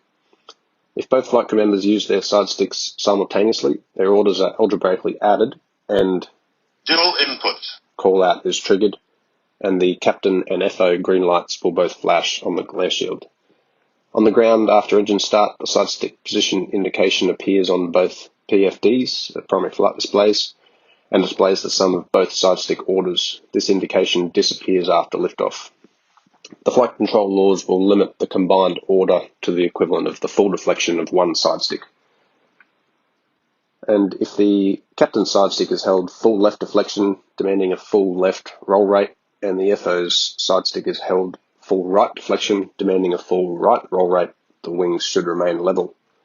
There's been a few accidents involving dual input, with a notable one being AirAsia 8501 in December 2014. People can read more about the accident if they're interested, but the relevant part for this discussion involves the sum of the side stick inputs recorded on the flight data recorder indicated that the FO was pulling almost full back input while the captain was slightly pushing nose down. The sum of both side stick inputs commanded a nose up pitch all the way into the ocean. And a note about the Airbus warning and caution hierarchy related to this accident: the dual input call out was overridden by the higher priority stall call out, with the only indication to the crew about the dual input being the lights on the glare shield. Anyway, loving the show. Keep the blue side up, and hopefully we'll be given permission to leave the country at some point in the future so I can join in on one of the meetups somewhere around the world. Cheers. Thank you for that detailed audio feedback. That was great. And the detail, I especially love the production value, adding all those sound effects. That was awesome. Thank you very much, Ben, for that. And wow, what did you say? Like 6,000 some odd hours in the 330 and almost 1,000 hours in the 380. Wow, lots of experience. Looks like Steph decided that this show was just getting a little bit too boring and decided to leave me by myself. Well, I'm not really by myself. She stormed off, as Liz says. She's going to try to reset the... I don't know if she lost some power there in the storms in Kakalaki, or maybe the router just kind of did a hiccup or burp, and so she's resetting everything so she can come back. Yes. Thank you, Liz. Liz is pointing out that Nick did respond to Ben via email, and he said, "Really good stuff, Ben. Many thanks for your detailed response, which I was unable to fully remember. Hope they let you out soon." And, of course, he's not talking about prison, although it probably feels like prison for Ben. The fact that he's kind of stuck in place, and also the fact that he's temporarily, we're hoping, lost his job because of this pandemic. But we're hoping that everything will improve rapidly there down under, and that you'll be flying jets again. But really good. So I was trying to follow everything there, but 40 seconds holding that red button seems like an eternity, I would imagine. Anywho. Main Man Micah is making a very good point, which I'll highlight and put up on the screen. This is a perfect reason for Liz to come on the show and fill in as an emergency co-host. Now the question is, do you think that she'll do it? I'm betting yes. Oh, woohoo. Ding, ding, ding, ding, yes, ding, because ding. we have no feedback left, so it's great. It's perfect timing for me. Okay, yeah. So what do you think about that side stick controller issue, Liz? I think he really was just fantastic in that, the way he depicted all of those call outs and everything. I was really impressed. Me too. And from your experience flying the Airbus with the side stick controllers, I mean, it was pretty accurate. Definitely. I mean, my time on the 380 is like incredible. Yeah. Well, you know what? You have as much experience and time on the Airbus as I do. Yeah. So. Yeah. I want to hear Rick's comment on that. Your point is, your perspective on all of this is just as valid as mine. Anywho, Ignorance is bliss sometimes. ignorance is bliss, for sure. All right. Well, I'm so glad that the controller. Well, yes, she is the controller. The producer, director, and control room voice in my ear showed up for us as I'm an cleaning up my emergency act backup. as I'm on air. Yes, yeah, she's using family-friendly language and saying very nice things while she's in front of you on video. But anyway, you know what, Liz? I think it's time for us now to talk about our wrap up the show and talk about all the ways that you can kind of follow us on the social medias. And if you'll throw the overlays up, I'll read them. And one way to do it is via the Facebook, or the face bag, as I like to call it, Airline Pilot Guy. That's where you'll find us there on Facebook. And we're also on Twitter at APG Crew, APGCREW. And that's where all of us can post and get information from you via Twitter. We're also on the IG, the Instagram, APG Crew. And let's see. Oh, and our website. Don't forget that. We have this website that does not have a secure socket layer certificate. And that's why it's just HTTP. No, not HTTPS. So that's okay. We don't store your credit card information. So yet. No worry. Yeah, not yet anyway. And it's airlinepilotguy.com. And all kinds of good stuff there. And you can also send us feedback through the email, feedback@airlinepilotguy.com. And if you have a little recording app on your phone or whatever electronic device you have, you can attach that to your email, feedback@airlinepilotguy.com. And you can also send us feedback via SpeakPipe. And again, you'll find that on the website on the Contact Us page. And a couple different ways that we can hear your lovely voices as you send us your wonderful feedback. And we are also on Slack. It's a kind of a quasi social media kind of thing. And I'm going to see if I can determine whether or Steffi's not. back. Steffi's Oh, back. good. Hi. Sorry. There she is. Apparently Oh, that, and then Liz so abruptly just I know. She didn't even say left. goodbye. She was like, pfft, I'm out. Can you believe it, though? She was actually on I know. I on was the show surprised with to us. see that. Yeah. Okay, let's see. So I was just talking about, we already covered the social medias, not as well as you do, of course. That's okay. Steph, I'm but- sure you did a fine job. I fully Well. blame my internet for my inability to. Oh, you didn't lose discuss the power social then? medias. No, power was fine. My internet just decided to completely quit. Okay. Well, we're I mean, the glad storm you're is like back. basically past. I can still hear Yeah. rumbles of thunder, and then all of a sudden it was like, boop, no internet. Oh, yeah, all I'm of a not sudden sure what you just happened. kind I of- reset the router, and it came back. Well, whatever you did, it worked. So we're Yeah, glad you're back. took a minute. Yeah. Well, you know what we need to do? Hang on. Let me see if... Hello? The bathroom's just right there. Hello? Can you tell us about Slack today? Hello? Okay, but I'm dripping wet. That's okay. Always, Got lots of towels in there. The landlord. Yes, the person that owns this cabin left a whole bunch of nice fluffy towels. Mm-hmm. And okay, I see that he's found them. Come over here.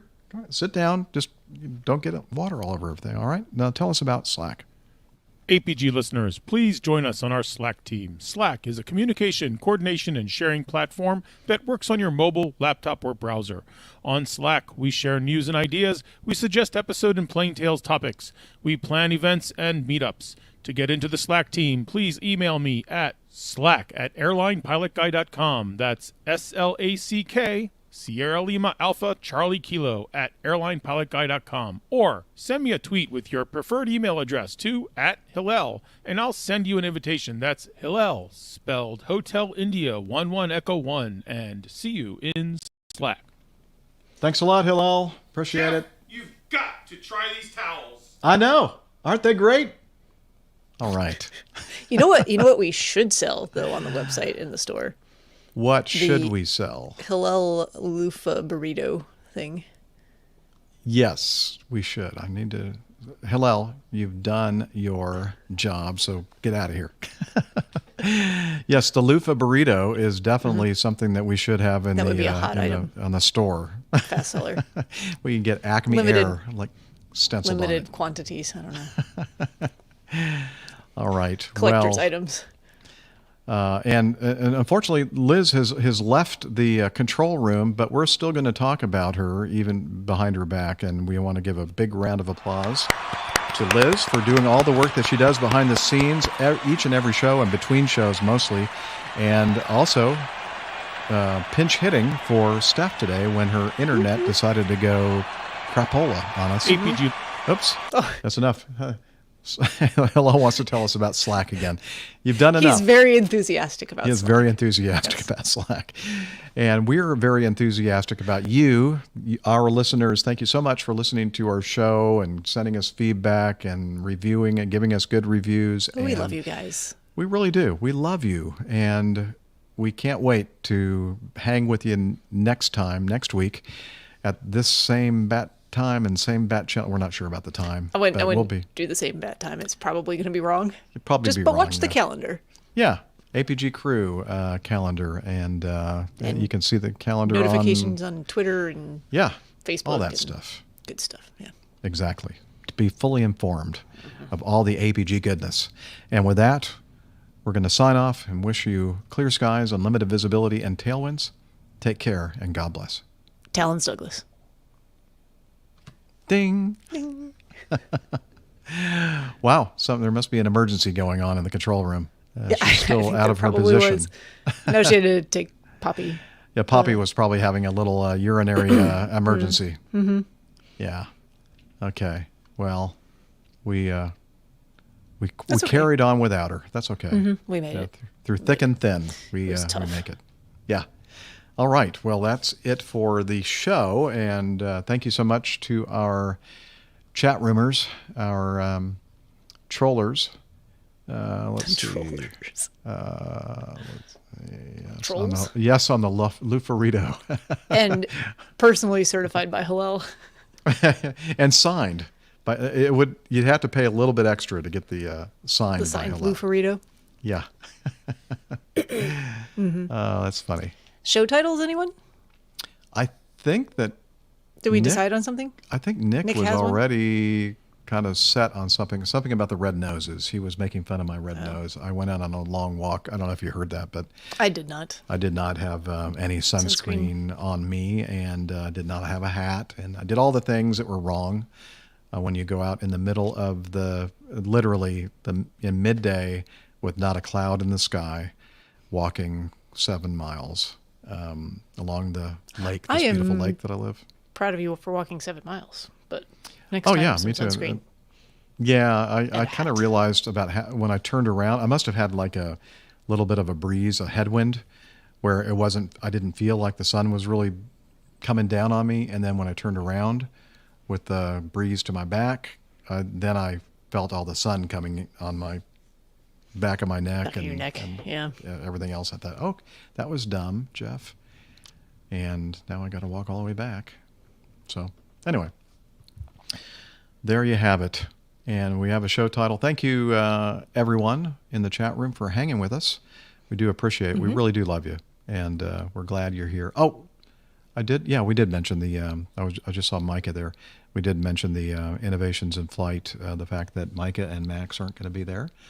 So That's if you this do, Saturday, though? Yeah, this is, just Saturday. a couple days. Yeah. So if you do, only the people that are watching the show live are really going to have a heads up on that. But if you do go, send us some feedback on it. Let us know how that was. I remember fondly, how many years ago was that, Steph? That was 2015. 15. Wow. 1-5, yeah. 6 years ago, where Steph and Rick and myself we met up with each other at IAD. That was the first time we all met up together. In real life? In real life. We had... All the three of us together. The three of us together, Right. yeah. Yeah. And so we went up there and hung out with the PTUK guys, and then went to to the Red Robin restaurant afterwards. I had a great time. Airplane Geeks, not PTUK. Airplane Geeks. Not Yeah. PTUK. Oh, I'm sorry, not PTUK. What am I thinking? Airplane Geeks. What am I thinking? Sorry. I don't know. It's late. Yeah. Hillel is still planning to go. Okay. For now. He should be there. Good. You can get your signed Lufarito. Yeah, make sure you take a bunch of the Lufaritos with you and a big Sharpie to sign them. with dispatch. Oh yeah, and the following year. I yeah, think it you was the flew in following year. with Yeah, I was dispatcher Mike's co-pilot on his Beechcraft Musketeer. That was a lot of fun. And or was that 2018? Okay, that was a couple of years after that. So only $19.99. Come on, Hillel, you can for get more. easy payments of $19.99. Yeah, there you go. Free shipping and handling. If you call within the next 20 minutes, we'll throw in an extra one for free. We'll have to make a commercial for us. We'll play it on the next show. Anyway, so yeah, have a good time at Innovations in Flight. If you all are going, Hillel, have a good time. And everybody, we love you and hope to see you again next week when we do the show. And with that, we are going to sign off Adios. this broadcast day.